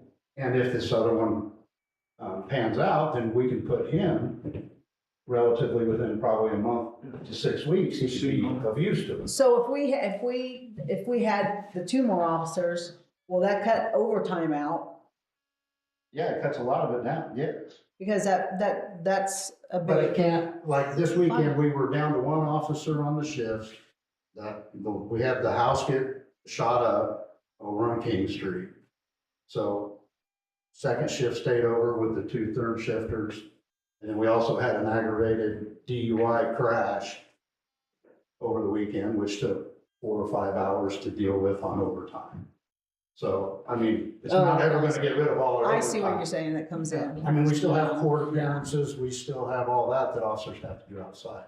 So I can't sit here and say it's gonna eliminate all our. So your overtime ain't coming from other people not wanting to work, it's coming from if they get stuck on a The call. majority of it, yes. Yeah, okay. I mean, sometimes with us being short, not having extra officers on the shift, I have to cover if they want to take their personal time, I have to do that. Yeah. And cover those ends. That's why if we go with the 2 officers on a shift, up to the 10 officers, which would give us coverage, only 1 guy is allowed to have time off at a time, so there should cause no hire back. You should at least have your minimum of 1. But I'm figuring that, I think the last time we kind of figured it out, minus vacations and everything, with the 10 officers, it should give us 2 officers on the street about 75 to 80% of the time, rather than 50-50. And it is nicer to have that extra officer just in case crap goes down. Well, another comment I heard was that when there's a traffic stop, there's 4 cops behind him because everybody else responds. Well, you got Westville, you got county, they're gonna be there. Yeah, you should, county, And state. you know what, right? I applaud that, I love. I think it's good that they back you Yes. up. Yeah, they should. Yeah, it's better than 1 officer, you know, trying to do everything yourself, and, I mean, the way this, you know.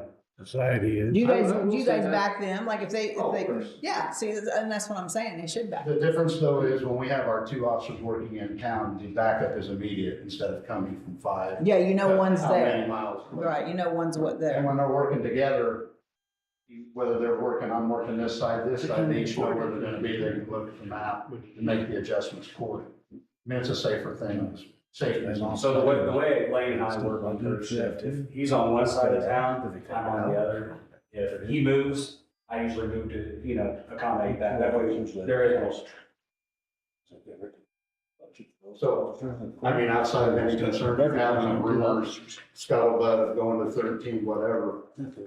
My intention with the mayor and even the previous mayor was to grow this department where you had basically 2 officers on the street at all times. I can accommodate that with 10 officers, which is where we got to last year. And unfortunately, it was only there for a month before we lost one to the state police. And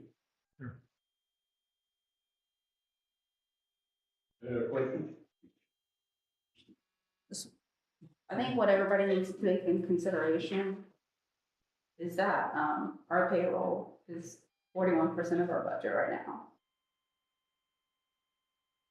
It's gonna be when we hire 2 more.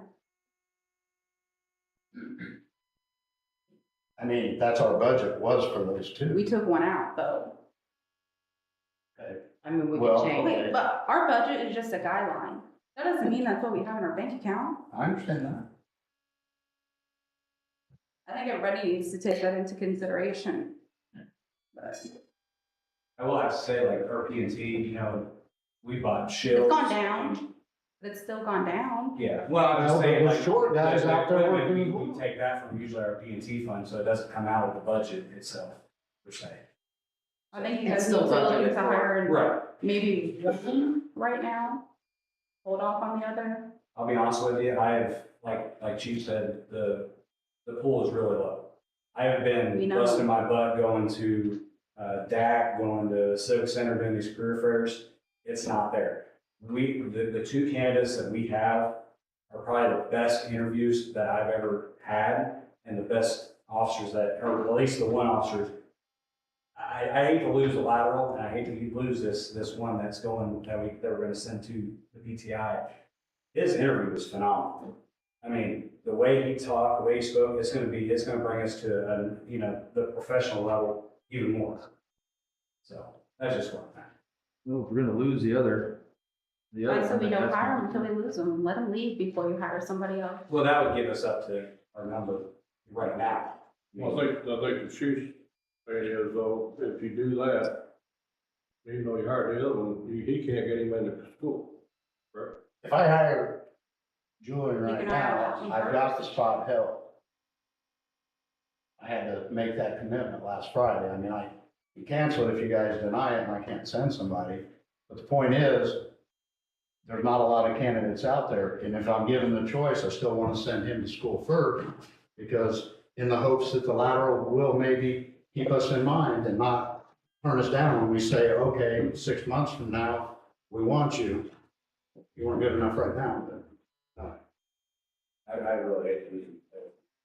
I don't think he's not good enough. You don't say that to him. It's just the opening wasn't there. Well, the opening is there because those slots were approved by you for 10 officers. They were at that time. I know you are. I've been short a guy for I don't know how many years, so I know about being short a guy. And so in my defense, that spot's always been there for X amount of years, but yet I'm still not there. And nothing. I need help also, but it seems like I get pushed down, so the police department can climb. Maybe we should have a, And I'm not knocking you guys, don't take offense if I know you. So my personnel is low because we don't have the money because police department needs to build up. Well, at some point in time, I'm gonna lose 2 more people probably here in the near future. So then now I'm back down, low man on the pole again, trying to build my stuff back up. I would like to be able to get up there so I can keep staying where I'm at, if not, grow. I think all departments need to be status quo on their numbers and, just maintain. It's not the money's feasible right not, now. I mean, I think we need to have a big budget meeting so that everybody can understand the budget because everybody just thinks there's endless money sometimes and I feel like people don't look around for prices. Sometimes they're like, yep, we always go here, we're going here and it's the most expensive place, let's buy it. And I don't think that a lot of people understand the money situation and how much we have, and yeah, we budget for some of these things, but like Cass said, The if that guideline. money doesn't come in, and like we, some of our taxpayers are lower than they were. We're not getting as much off of some of these businesses as we were in the past 5 years. Some of them are more, there's a few places that have closed, like Molly's joint, I mean, All I can say is, number one, I was asked by this administration to have 2 officers on the street and create that. I created it. It's up to you guys. If you guys don't want to fund it, then that's on you guys. I work with what you give me. I'm here telling you what I need, would like to have to get that number. It's up to you guys to decide what it is. Does the police committee have a meeting to talk about No, this? I have not been in one committee meeting. I was just curious. Nope. Or finance had It's just, something to. it's just a typical hire, that's all I'm saying. No, I'm not saying that it's right or wrong. I'm just asking the question if somebody's had any conversations I as think the far as hiring this stuff. process needs to be changed. Yeah. Me and Lori was talking. Well, I agree to that too, and I reached out to 2 board members to sit down in interviews that's in my committee and didn't get a response back. So I took it upon myself to move forward with the city administrator and I'll reach out to my 2 board members in my committee who I thought would fit best, being my chair and someone on the public works side of it. So that irked me the whole time too about hiring, and I still have yet to get an email back from either one of you 2. Which one? The one that I got that you supposedly use all the time. Why we have village emails and nobody uses them, I don't know. So, I mean, if you want to get me fired up, we can. That's why I took it upon myself to go to Tiffany. Why do we have committees if we can't even reach out through email? And email is a paper trail, so you can say that I did it, and I can show you that I sent it, and I even did test emails to make sure my emails went through since I never heard back. I should have to call after I send an email to make sure you got it. I got to check my emails from everybody every day. So I did my thing, and that's why I hired somebody. So committees anymore, I don't know. I'm not saying you did, I'm just asking when, because I don't, Bob, I don't know, it's probably been a week or so ago. Went through the process and done did it. I included you as the chair, I included John because of the public works background, and didn't hear nothing from nobody. That was my bad, TJ. I didn't see it. It's right here though, because I was scrolling down. I needed to vent that, it's been on my chest, so I wanted to get it off. It was March 11th you sent that. Back on topic, I'm sorry. I would just hate to see us go down and not move up. We really worked hard, Chief and I, and, bring our department to the level that you guys wanted, and I just hate to fall down on that. I mean, it's not like What's it's the- gonna be forever, no.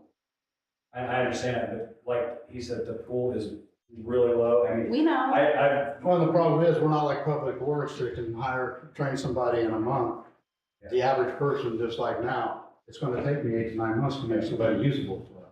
That's the. It's just the money is just not there. I could also say, I think the finance committee needs to go to maybe a monthly meeting instead of quarterly, so we can catch some of this and get some ideas together. Like you said, the change, the hiring process, something, whatever your thoughts are, that needs to be expressed. Me and Lori were talking. Or whoever, I mean, just saying. Yeah, I feel like maybe it should go to the HR, which would be Tiff, and then her talk about the budgeting. If they have the budgeting for it, before it even ever comes to us. I mean, I'm not saying that because we put money into the home rule budget for each department so that they can buy extra equipment. If we take that out of Felisa's department, it could pay for an extra officer, but you're probably not gonna get a whole lot extra this year. I mean, in the way of a budget, because that's another $100-some thousand with everything. What's the officers make a year? They start at $30 an hour. No, well, but that's not counting their vehicle they take home and their benefits. But, like I said, we can make it work. So it's up to you guys. I mean, So when you say make it work, you're talking about, taking money out of their home rule budget, which is mostly their equipment budget for, and I know they buy cars and stuff, but we always have to outfit them with home rule money. They Well, our last car has Tiffany been according to you, we're done with our PNT fund, not home rule money. We bought the car out of, wasn't it? Not outfitted. You said we outfitted through that also, and that's not true. We outfitted through our PNT fund. Did we, guys? They we bought the car out of home rule. Which So we've still got a two lot. extra cars, so we're not talking, I'm looking at equipment for the rest of this year, if she's talking about moving I, money. as I told We don't Virgil need- before the meeting, we have no cars that need to be purchased this year. I have 2 cars sitting, because I don't have officers to put in. Yeah, I understand, I'm just making sure that I understand, because I'm sure somebody else up here has a question too, they're not saying, is that if she moves money out of the home rule for that is allotted for your equipment, for example, in order to hire an officer for right now, you're not gonna be. I have no going major equipment purchases needed for the year. Okay. All the more reason I was offering, hey, if we're worried about money in the budget to start under our PMT fund, let's do some of the basics, we'll do the How much are they on uniforms. there? I'll pay for the academy out of that. Was it like 50,000 we had in there? How much we got in there? Well, we spent some money on the shield, so I'm assuming around 42,000, I'm guessing. 49. Can at some point we get a yearly rate on what the officers are paid as far as benefits and everything? Yeah. it's What it not costs bad. us yearly per officer? So the board can understand and make sure that we're understanding what you guys are saying and what. So if you Yeah. go If to we the move- salary projections on the budget, if you click on somebody's name, okay, so it shows what they make. If you go all the way to the right, because you figure in insurance, IMRF, SUDA, Social Security, Medicare, health insurance, You life figure in the car? insurance, and it shows you the annual cost per Do you month. figure it in the car that they take home? No, because of computers. I guess my point to it was, is if you move the home rule money out of it and use what Phil says is in the PNT, is it feasible from a treasurer and a city administrator side to do 2 officers? Yes, it's feasible, but like I said, it just takes away from our bottom line, so, but that's up to you guys, I mean, you guys are the voters. Yeah, but we Well, can't that's what say, I'm we trying to can't say understand, yes to because something we don't have the money for. No, I I don't said know we this. can move it from that budget, and what we'll do is, Because if home rule is for equipment and stuff like that, and we're not That's what using we it, do. Phil just said he's not using it for that, doesn't need it. And we stick to it as a board that we're not gonna buy him anything if he Okay. decides tomorrow he needs something, then we have the money to go ahead and yes, put I'm this kid sorry, through I'm it. trying to be facetious. But what about next year? What about next year? Well, that's what I'm saying, do we have to change their budget? We can. Your own damn right. Do we change our budget for next year? Or what about next year? Yeah. What about next year? Do we change the budget? So it's just gonna keep going on and on every year. Well, that's So do what they I'm wanna just keep trying taking to, out? I'm saying it for conversation because Cause I it mean, doesn't come out unless I say something. it's not just this year. It's the whole I time of year. understand. But do you adjust their budget for next year? I mean, you know what I'm saying? Well, it's gonna, okay, yes, so I can do that. All I have to do is take this number right here, plug it in, so what I do is, I go over here, Take it from home roll, put it into the. and then I general take fund. that out and I make sure it balances. And So then they're that's gonna have a funky number under home rule, like a 0.27 probably, because this salary is not gonna be an even number. You're saying you can do Yes. But it's gonna be every Including the year. next year too, because that's her concern now is. No, next that year. was somebody's concern down I there. mean- Well, next year, I'm just saying, you though, said- if more business, more taxes come in, then things change. Yeah, but we can't say if. What You we're know, we saying, gotta, if, no, yeah, work we're with what we saying, have right now. but we're saying if right now, that we, if, we may not get the taxes, we may not this, we may not, so it's an if all the way around. No, So if it is. What I'm this is- asking her, if is she this is able to doable, adjust the budget? Yeah. At this moment, if it's doable, that's what we have to go. That's on. what we're asking her. Well, no, everybody keeps going, talking about iffies, and we. No, we- we're not saying iffy, we said, can we? So I think it can be done, and I think that at this point, that's where I said the finance committee and Steph needs to maybe have some conversations with you guys and, come up with some ideas of what and present. Who's to on us. finance? I know But I am. At this Are point, you? I would say, Oh, you. if we can make That's it why I work said, what about next for year? this year, and you're happy with Virgil? using P&T, and not buying any equipment, because we don't need any equipment, we have parts sitting there, then I would make the motion to hire 2 officers. Motion's been made to hire Yeah, I mean, the 2 officers.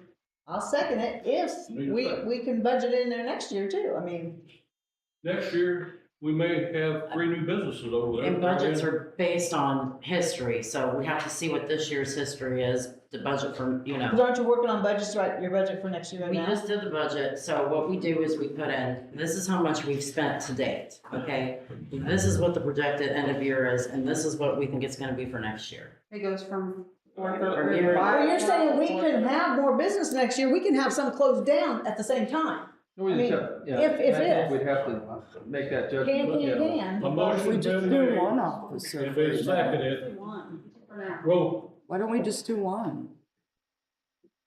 Who made the first? Hold on. Mike. And then you, Vanessa. Trustee Whitenberg. Yes. Trustee Mike. Sims. Okay, is this for 2 or 1? It's Two. We need to do it over again. Full-time guy and also send it, because you got the one guy that's gonna be going, it's gonna take him 8 months to even get through the school. And then you got another one that's leaving for a different job, so you're down. 4 months. 4 months for school. And then he's got training too. Then you got, Am I correct? then you got field training too. Which is about 8 months. 15 weeks or so on the job. which is another 4, 15 weeks. This makes. So really by next year, you're only financing 1 extra because one's gonna leave. Correct. You know, as anybody thought, as much as you'd hate to do it, you're talking about next year. If you ain't got the money, you can always lay somebody off. You don't like to do it, That's but true. that's a possibility. I mean. That's I true. worked for railroads for 43 years. That's I true. got laid off, so. Okay. So Send below the money you got. Okay, do I need to go back, Lord, or whatever, stay on? are we staying on his motion and my motion? What do you? Yes. I'd like it to be reiterated. Okay, I would like to make a motion to hire the 2 officers that Phil talked about. And I'll second it. Trustee Whitenberg. Yes. Trustee Sims. Yes. Trustee Barnes. Yes. Trustee Sheets. Yeah. Trustee Finley. Yes. Trustee George. Yes. Bill, I hope you ain't got nothing now. I think that's everything. Thank you guys. Thank you. I know. Yes. Sewer department, sewer department. Don't ask for anything, Chad. Don't ask for anything. I wanted to make sure I was in the right spot, Chad. Yeah, only got 2 things, like the purchase of mower for the sewer department, or for the sewer plant. We need something a little smaller than what TJ's got, because you can't blow grass in the driveways or in the tanks. So he's looking at just buying a little cheap mower for over there. Last year, Timmy D brought in one of his old lunkers, and we used that, so I'd like to have something a little better, but we're asking for up to $4,200. Well, we got, I think, one of them on the thing, that was the most expensive, but there's a couple that are a little cheaper. Could I ask with the mower that we're getting a trade in, it's not too big? It won't work too big. That's what we said it was. We discussed that. And if it breaks down, I figured you did, getting but- harder to get. And we're getting parts for it even now. so. Yeah, TJ gonna want to take his mower there, mow chest stuff, cause he might hit the We rocks. still got a lot of stuff floating up, he's gonna, we're gonna have to go pick up rocks and stones and chunks of concrete.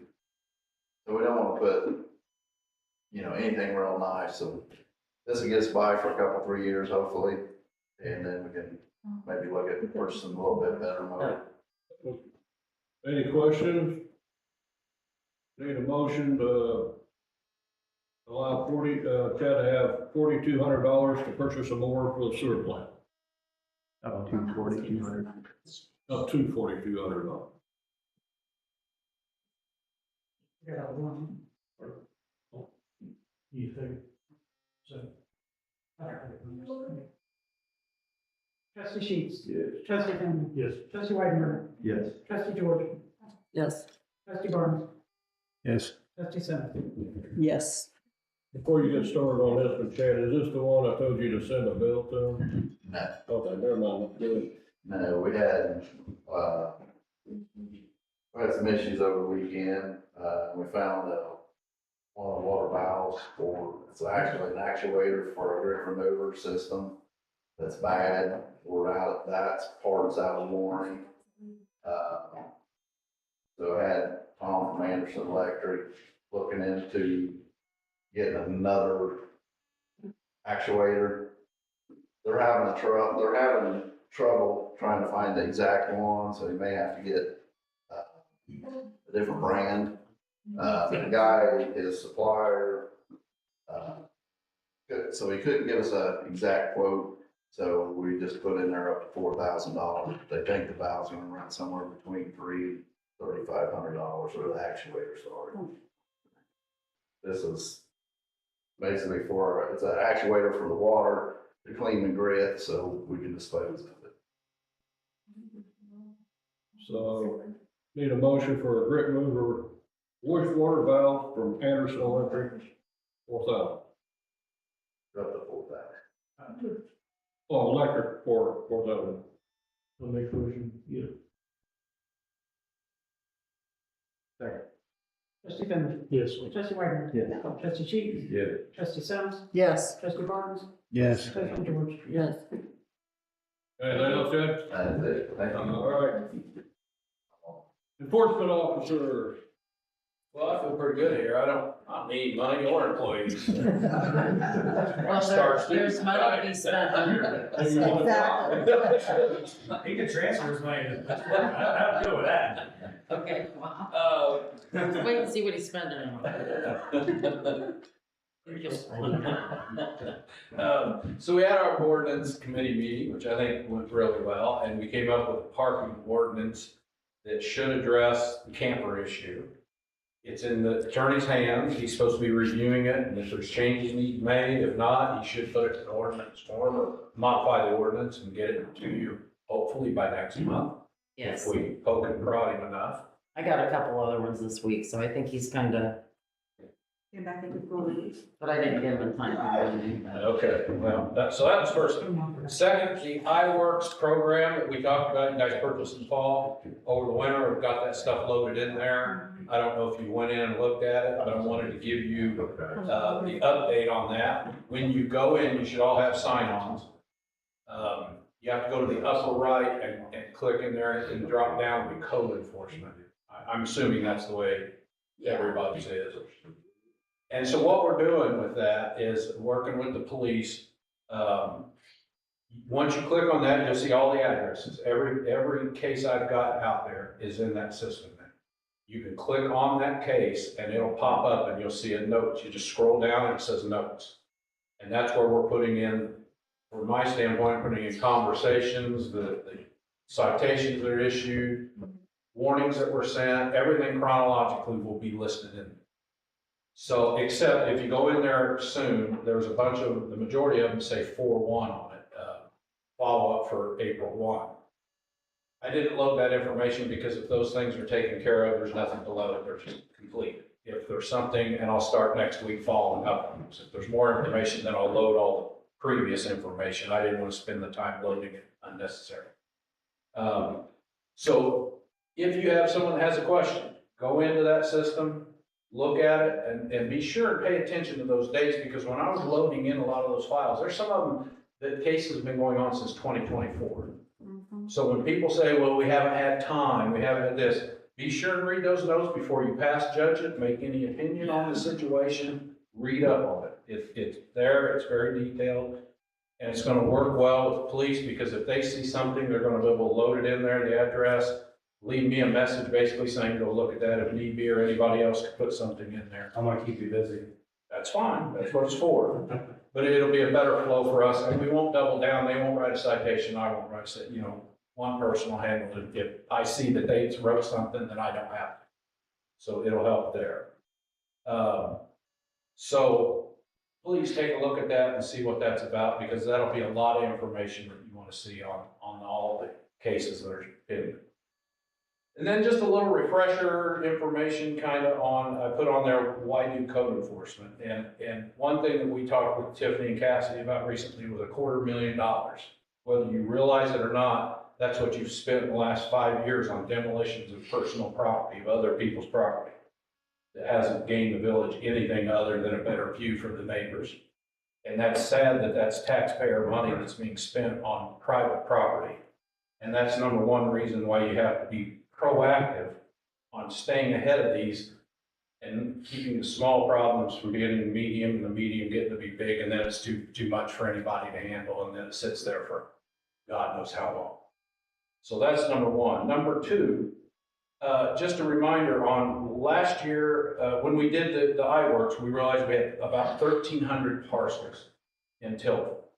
And if you go through and count up how many cases I've got in there, there's less than 50 some. So less than 4% of your total population of land has a citation pending or something going on. And I can guarantee you go to any town around this community, you're going to have 4% of your population of properties that aren't compliant in some fashion. Some others will be way more than that, sadly. The point is that of that 4%, the ordinance book that we have and all your ordinances regarding nuisance and things like that, that tells us how to enforce those issues. But when you look at this and you say, well, what are the standards you're using to say what's a problem, what's not? We don't decide that. Your community decides that. The 96% of the people that are compliant are the ones who said, here's what we want our community to look like. So when people complain about, oh, you got all this stuff, people being written up in that, 4%, that's about all it amounts to. And that's not that much in the grand scheme of things. It could be a lot worse, and I can tell you, in other towns, it is. I say drive down Black Bear Road or whatever you guys call it. Take a look at that house, and then you know why you have ordinances. And if you live with next to one, like I did for 32 and a half years, that we just tore down last fall, you understand if you live next to it. If you don't live next to it, it's not that big a deal, but guaranteed. And I want to touch on one absurd point that we heard a lot about last year, and I just want a refresher for you guys. That they say that the enforcement process, specifically me or whoever, targets people, that we pick on people. And I can tell you, there's no greater process that's blind to well, you know, knowing if someone's elderly, what race they are, what their economic status. When we drive up and down the road, you see a pile of trash, you don't know who put it there. We don't know who lives in that house. By code, we have to write up the owner of that property, which is in the county system. Whoever the name is there, that's who gets it. That still doesn't mean that's who lives there. It still doesn't mean who did the problem. So when these people come in here, your meeting or online, and they're saying, hey, these people are being picked on, this process is completely blind up front. But that's why it's important that if you get the complaints, that you tell them to call and talk to us. So we know their individual situation. We don't know it from the street, driving up and down the road. We don't. We just say, here's a problem, and the initial notice goes out. If they don't communicate with us, the process keeps moving. They'll get a second notice, they'll get a notice to appear in court, they'll come to court, and then they want to tell the story. If they just call and talk to me, we can resolve a lot of things. You mail or you put them on the doors? Mail. You put them on the doors. You put one on the door too. You know if they've been there. Sometimes I've got orange ones. You know if they're there and keeping up. You know what I mean? Yes, and for like grass and trash and things, I've got them that'll hang on the door. Yes, instead of having to come back and mail something, I'll do those simple things. But when you get into like something with a house or something like that, you got to describe it a little more. Well, I'll put that in the letter. So, but another important point on proactive code enforcement that I always stress, you never want to have neighbors having to turn their neighbors in. You don't ever want to promote bad will amongst your neighbors. That's our job. You know, that's why we do it. And we want to avoid that sort of thing. So this year when the complaints come, even if they're from somebody not in your community who's just trying to create drama for profit, I want to give you information to say, here's why we do that. I want you to be up to speed. No, this is for the benefit of your community in different ways than just harassing people. So if you have questions, please call. But try and look in that iWorks program and check it out and see what's in there. And if you have any questions from that, let me know. So that's all I've got. I'd like to look into, I mean, you said we spent $250,000 on the last 5 years tearing things down. One, that helps the 4%, but two, is there things out there that other towns that you've worked in, they've taken advantage of grant scenarios, or especially something that maybe we're not doing, we can eliminate some of that? Land bank is one potential. When they get grants, that one, Westville uses the land bank quite a bit for their demos. The county right now has that 50% back that you can apply for and get 50% demos until that money comes out. And they haven't had a lot of takers on that, so I know.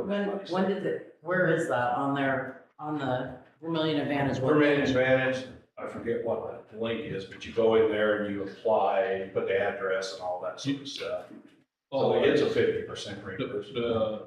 That website, Because she's on. what's the name of it? Vermillion Advantage, The program. Where's it? iWorks. Where's it on? I'm also on another program they got.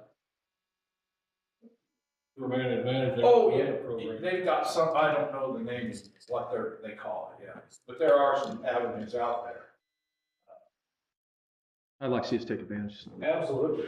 That grant money comes in from the state, it's been more regular. Mike Davis, the land bank guy, because he's applied in these areas so much, that moves you up the totem pole in the grant money. Once you're in that system and you're getting consistently, you're using that money.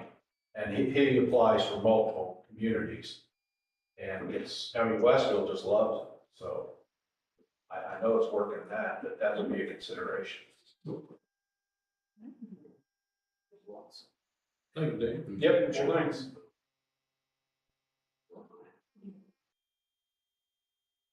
Sure, I can.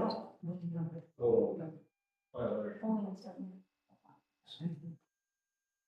14.1, 1916 South Washington and 1012 Glendale. We need a motion not to do the demolition until after March 24th.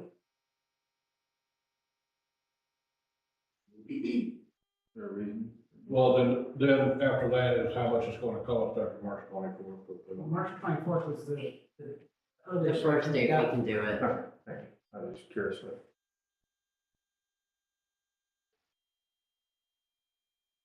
Okay, I'll make a motion Need a second? I got one. Oh, Trustee Sheets. yes. Trustee Wagner. yes. Trustee Finley. Yeah. Trustee Sims. Yep. Trustee Barnes. Yes. Trustee George. Yes.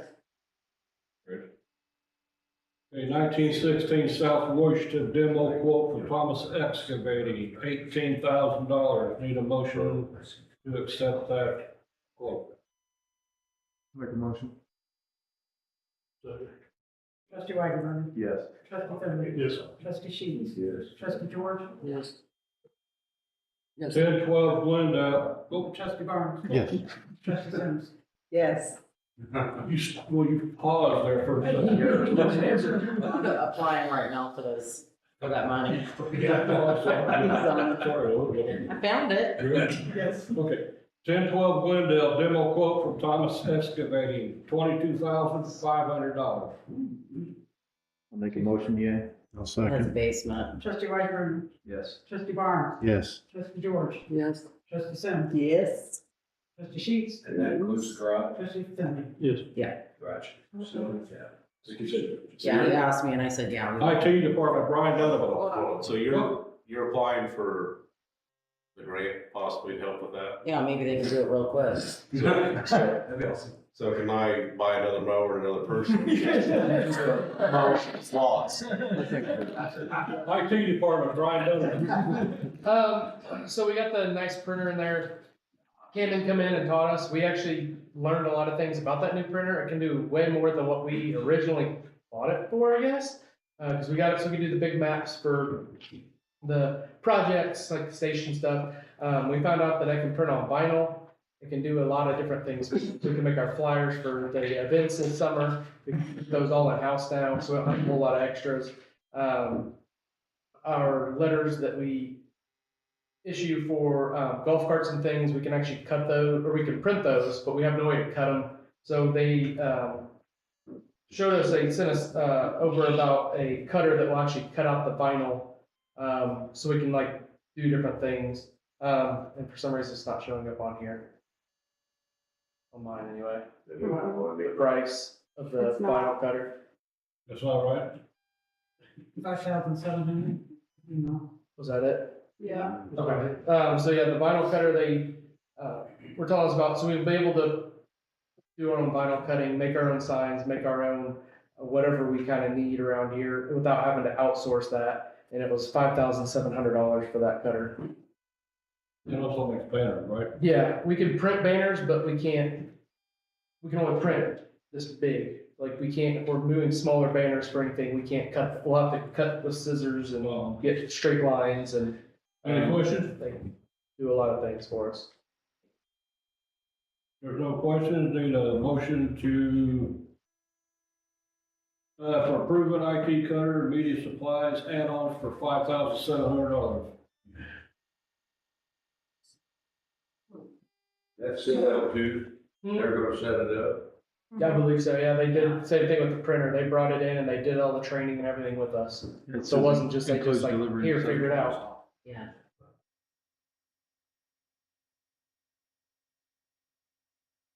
Motion, Oh, Johnny.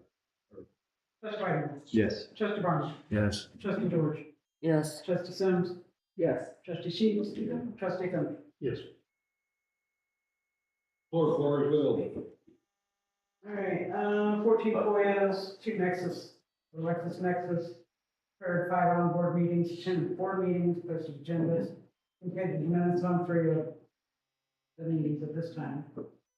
Prepared the EMS records for destruction, board meeting scheduling, the elevator inspection, attended a webinar from the Attorney General's office on FOIAs for public bodies. We'll be taking 2 more. FOIA for law enforcement records and FOIA for law enforcement video recordings.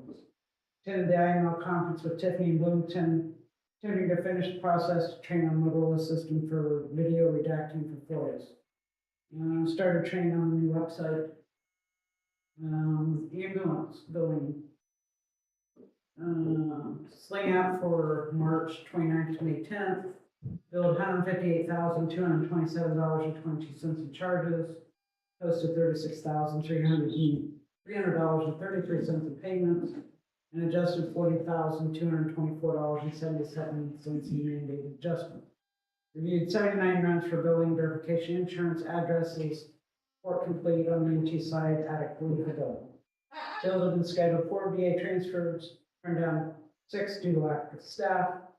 Have received notification of an increase in our GMT reimbursement rates for 2026.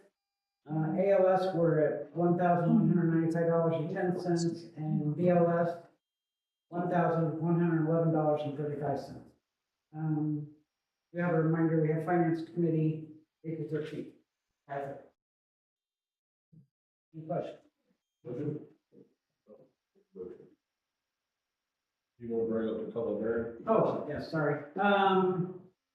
So the columbarium, our prices was $1,200 for a niche. $1,100. Adams has increased their engraving prices, kind of substantial. So I met with the committee and they have recommended that we increase the price for a columbarium niche to $1,500, which includes engraving. And it can fit 2 people, so. If they have a picture, they pay extra, Yeah, so. they do still pay it. Have you done any like comparisons what it would cost somewhere else to do? I tried. You can't, there's no way. Yeah. I'm just curious if 1,500 was enough, is there something that? Dealing with these monument companies, so I just dealt with them for my uncle and tried to even get him to call you back to get a price. It took 6 months for Adams to finally get a hold of the family to do what we wanted done. We even reached out to, Jefferson. Leverance, it's shut down. He does all of it. He actually never got back. Do they have them at Resurrection? Huh? Do they have them at Resurrection? Yeah, we got one. Do you know how much it costs? I don't know. It's around, it's not a big yard. Yeah, there's. It's right down from our road. Levin's actually works for Adams now. Oh, does he? Yeah. Never what? Works for Adams. Yeah, he works right there on Borey Street, Mitch does. On that stone. I was wondering if it's so small around me. I wonder why it looks so bad. And Any more something I questions didn't realize on this? found out they sold it. I need a motion to raise the call bearing price increase to $1,500. Second. Trustee Sheets. Yes. Trustee Finley. Yes. Trustee Whiteman. Yeah. Trustee Sims. Yes. Trustee George. Yes. Trustee Brown. Yes. That's it. Village Administrator Tiffany Jones. Yeah, me and Larry went to that conference. It was a really good conference. We learned some new important stuff about TIP districts, about solar and, wind energy, about personnel policies, about the Americans with Disabilities Act. I've sent several emails to the attorney, met with several, employees. I did the FOIA for public bodies webinar also. Me and Cass worked on the budget, and we feel like it's realistic right now. Me and the mayor met with Tom met with Farnsworth Group about the strategic land use plan. We met with some developers. I talked to TikTok Energy about getting the solar arrays and quotes going. Worked with code enforcement on a few issues. Worked on solar ordinance with mayor and attorney. Talked to the sewer operator about a possible grant for solar at the sewer plant, but the more I looked at that, I don't know if it's gonna work for us. I need to call them and find out a few things. Questions? Treasurer Cassidy Ward. No, I forgot to put my report on there, but for the month, I made, the bank deposits, reconcile the bank statements, took in payments, either by mail, over the phone, or in person, payroll and paid the taxes, worked on the budget, filed the monthly, wage report for IRS, filed the monthly unemployment report, entered in all the invoices in the QuickBooks, which the payments will be sent out tomorrow. Prepared the finance report, and Brian and I rearranged the downstairs storage room, built new shelves. Oh, I forgot one thing. I cleaned my office out. I have 2 empty cabinets and one has already been taken out. Hey, Better watch it before you get the gravel. Police department for burning your stuff. Oh, thank you. Yeah, Yes. well, thank you for burning. You're I didn't have to In show the that. incinerator, Hit it. yes, that worked good. And then, so then the other thing is the budget is on there. It's just for information. It's just the first draft. We already made changes tonight. So it'll be back on next month, hopefully for display. After we meet with all the department heads. And we do need to set up, appointments or meetings with, Department heads. Chris, Brian, Butch, Phil, Chad, TJ. TJ. Oh, he was Ben on Sam, and Chris. You said Chris. Oh, I did. I'll say the one. You done? Yeah. That's all. My report, I met with Wesner to talk, discuss the solar ordinance draft, and made some changes to that. Now, I wanna make sure, does everybody have a copy of that in their email? So that way we can move forward with that come next week. Met with Good Energy, ordinance committee meeting, special board meeting, land use, map meetings. I wanted to bring up here, I've been speaking with a gentleman about bringing a wellness and fitness center to Tilton. Also, been in communication with an individual looking at the possibility of a funeral home. And we've been talking to somebody about a tattoo parlor. So, big time, so much. We got a lot of tattoo left. We can't do that. So we got a lot of tattoo left. Yeah, he does. That's pretty much all I got. Article 20. Ordinance 2026, or ordinance 2026-0312, an ordinance creating Article 3 of the village code pertaining to rules and order for meetings. Has everybody had an opportunity to look at that? Any questions? Oh, no, 'cause I ain't got paper in front of me. I need a motion to accept. I'll make a motion to accept. Second. Trustee Wagner. Yes. Trustee Barnes. Yes. Trustee George. Yes. Trustee Sims. Yes. Trustee Sheets. Yes. Trustee Finley. Yes. Resolution 2026-0319, a resolution providing for a feasibility study on the designation of areas of redevelopment project areas.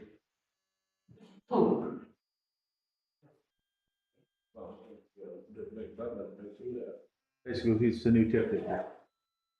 This is for the new tenants. I'll make a motion, yes. Thank you. Trustee Wagner. Yes. Trustee Finley. Yes. Trustee Sheets. Yes. Trustee Sims. Yes. Trustee Barnes. Yes. Trustee George. Yes. Article 22, zoning commission, recommendation rezone 1729 South Washington from R2 residential to R3 multifamily. Need a motion? What's the address? Huh? What's the address? 1729 South Washington. I'll make the motion. I'll second. Trustee Finley. Yes. Trustee Barnes. Yes. Trustee George. Yes. Trustee Sims. Yes. Trustee Sheets. Yeah. Trustee Wagner. Abstain due to potential conflict. Oh, that's on Article 23.1, Bob John, February 25, 2026, sewer, parks, public works, and cemetery committee meeting minutes. You wish to accept the minutes of that meeting? Thank you, yes. I vote yes. Bob. Yes. John. Yes. Bingo. Virgil, John, Bob, February 25th, 2026, TIF committee meeting minutes. Need a motion to accept those? Yes. Second.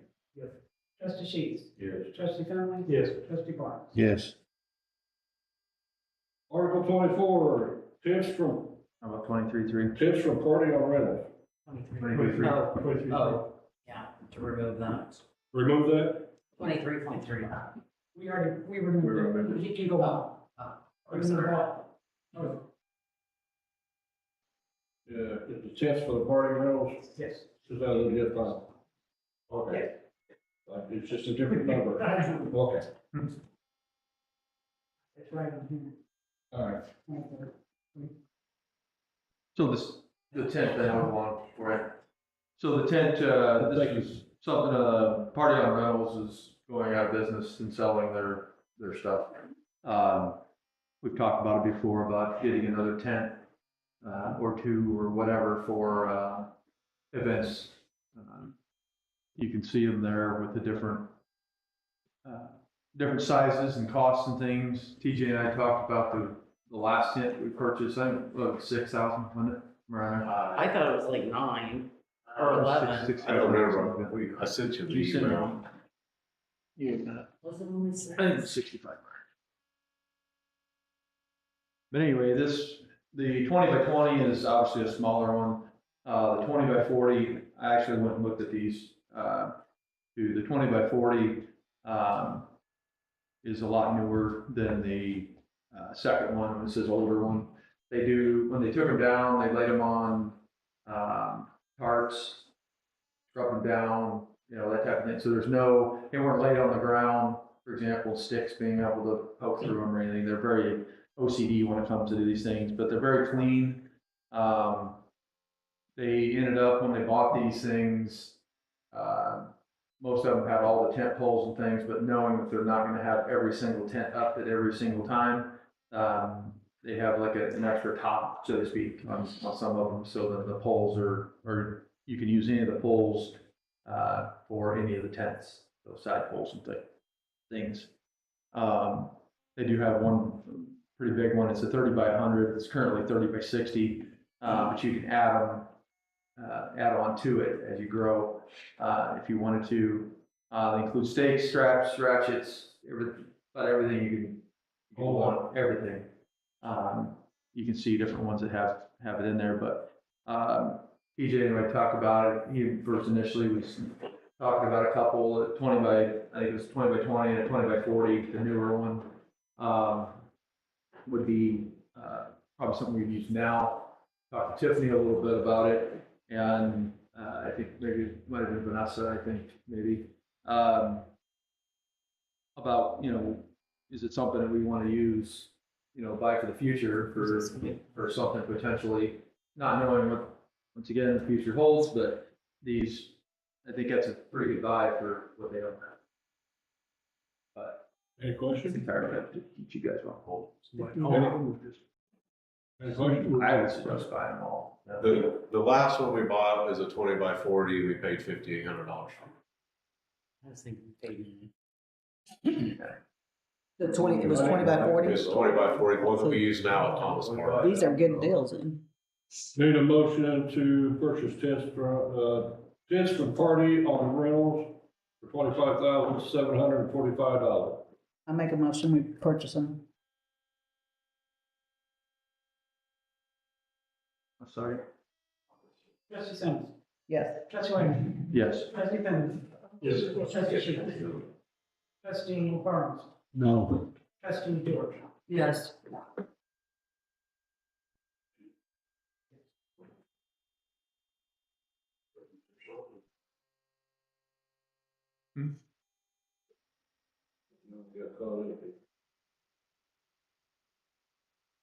Does anybody have anything for executive session?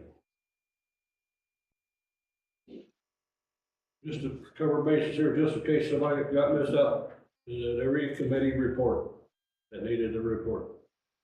There's a tag meeting, next Tuesday, just so everybody knows. Here, tag meeting next Tuesday here at 6 o'clock. Easter egg hunts Saturday, registration starts at 10, Easter egg starts at 11. We filled, I'm not exactly sure how many, 8,000 or so Easter eggs Wednesday night. We ended up with 35 people showed up out there to help. So, went pretty good. And I'll make one comment before I ask this for the next motion. Don't forget, 26, 6 o'clock, special meeting for the solar ordinance. Now to let everybody know, at 5 o'clock, there's gonna be an open house for the land use map. Prior to the special meeting. Is there still doing that? Yeah. Yeah, okay. So you put that on your calendar. Okay, thank you very much. I need a motion to adjourn. A motion to adjourn. Second. Trustee Sims. Yes. Trustee Simmons. Yes. Trustee Whitenberg. Yes. Trustee Sheets. Yes. Trustee Barnes. Yes. Trustee George. Yes. Lisa, thank you.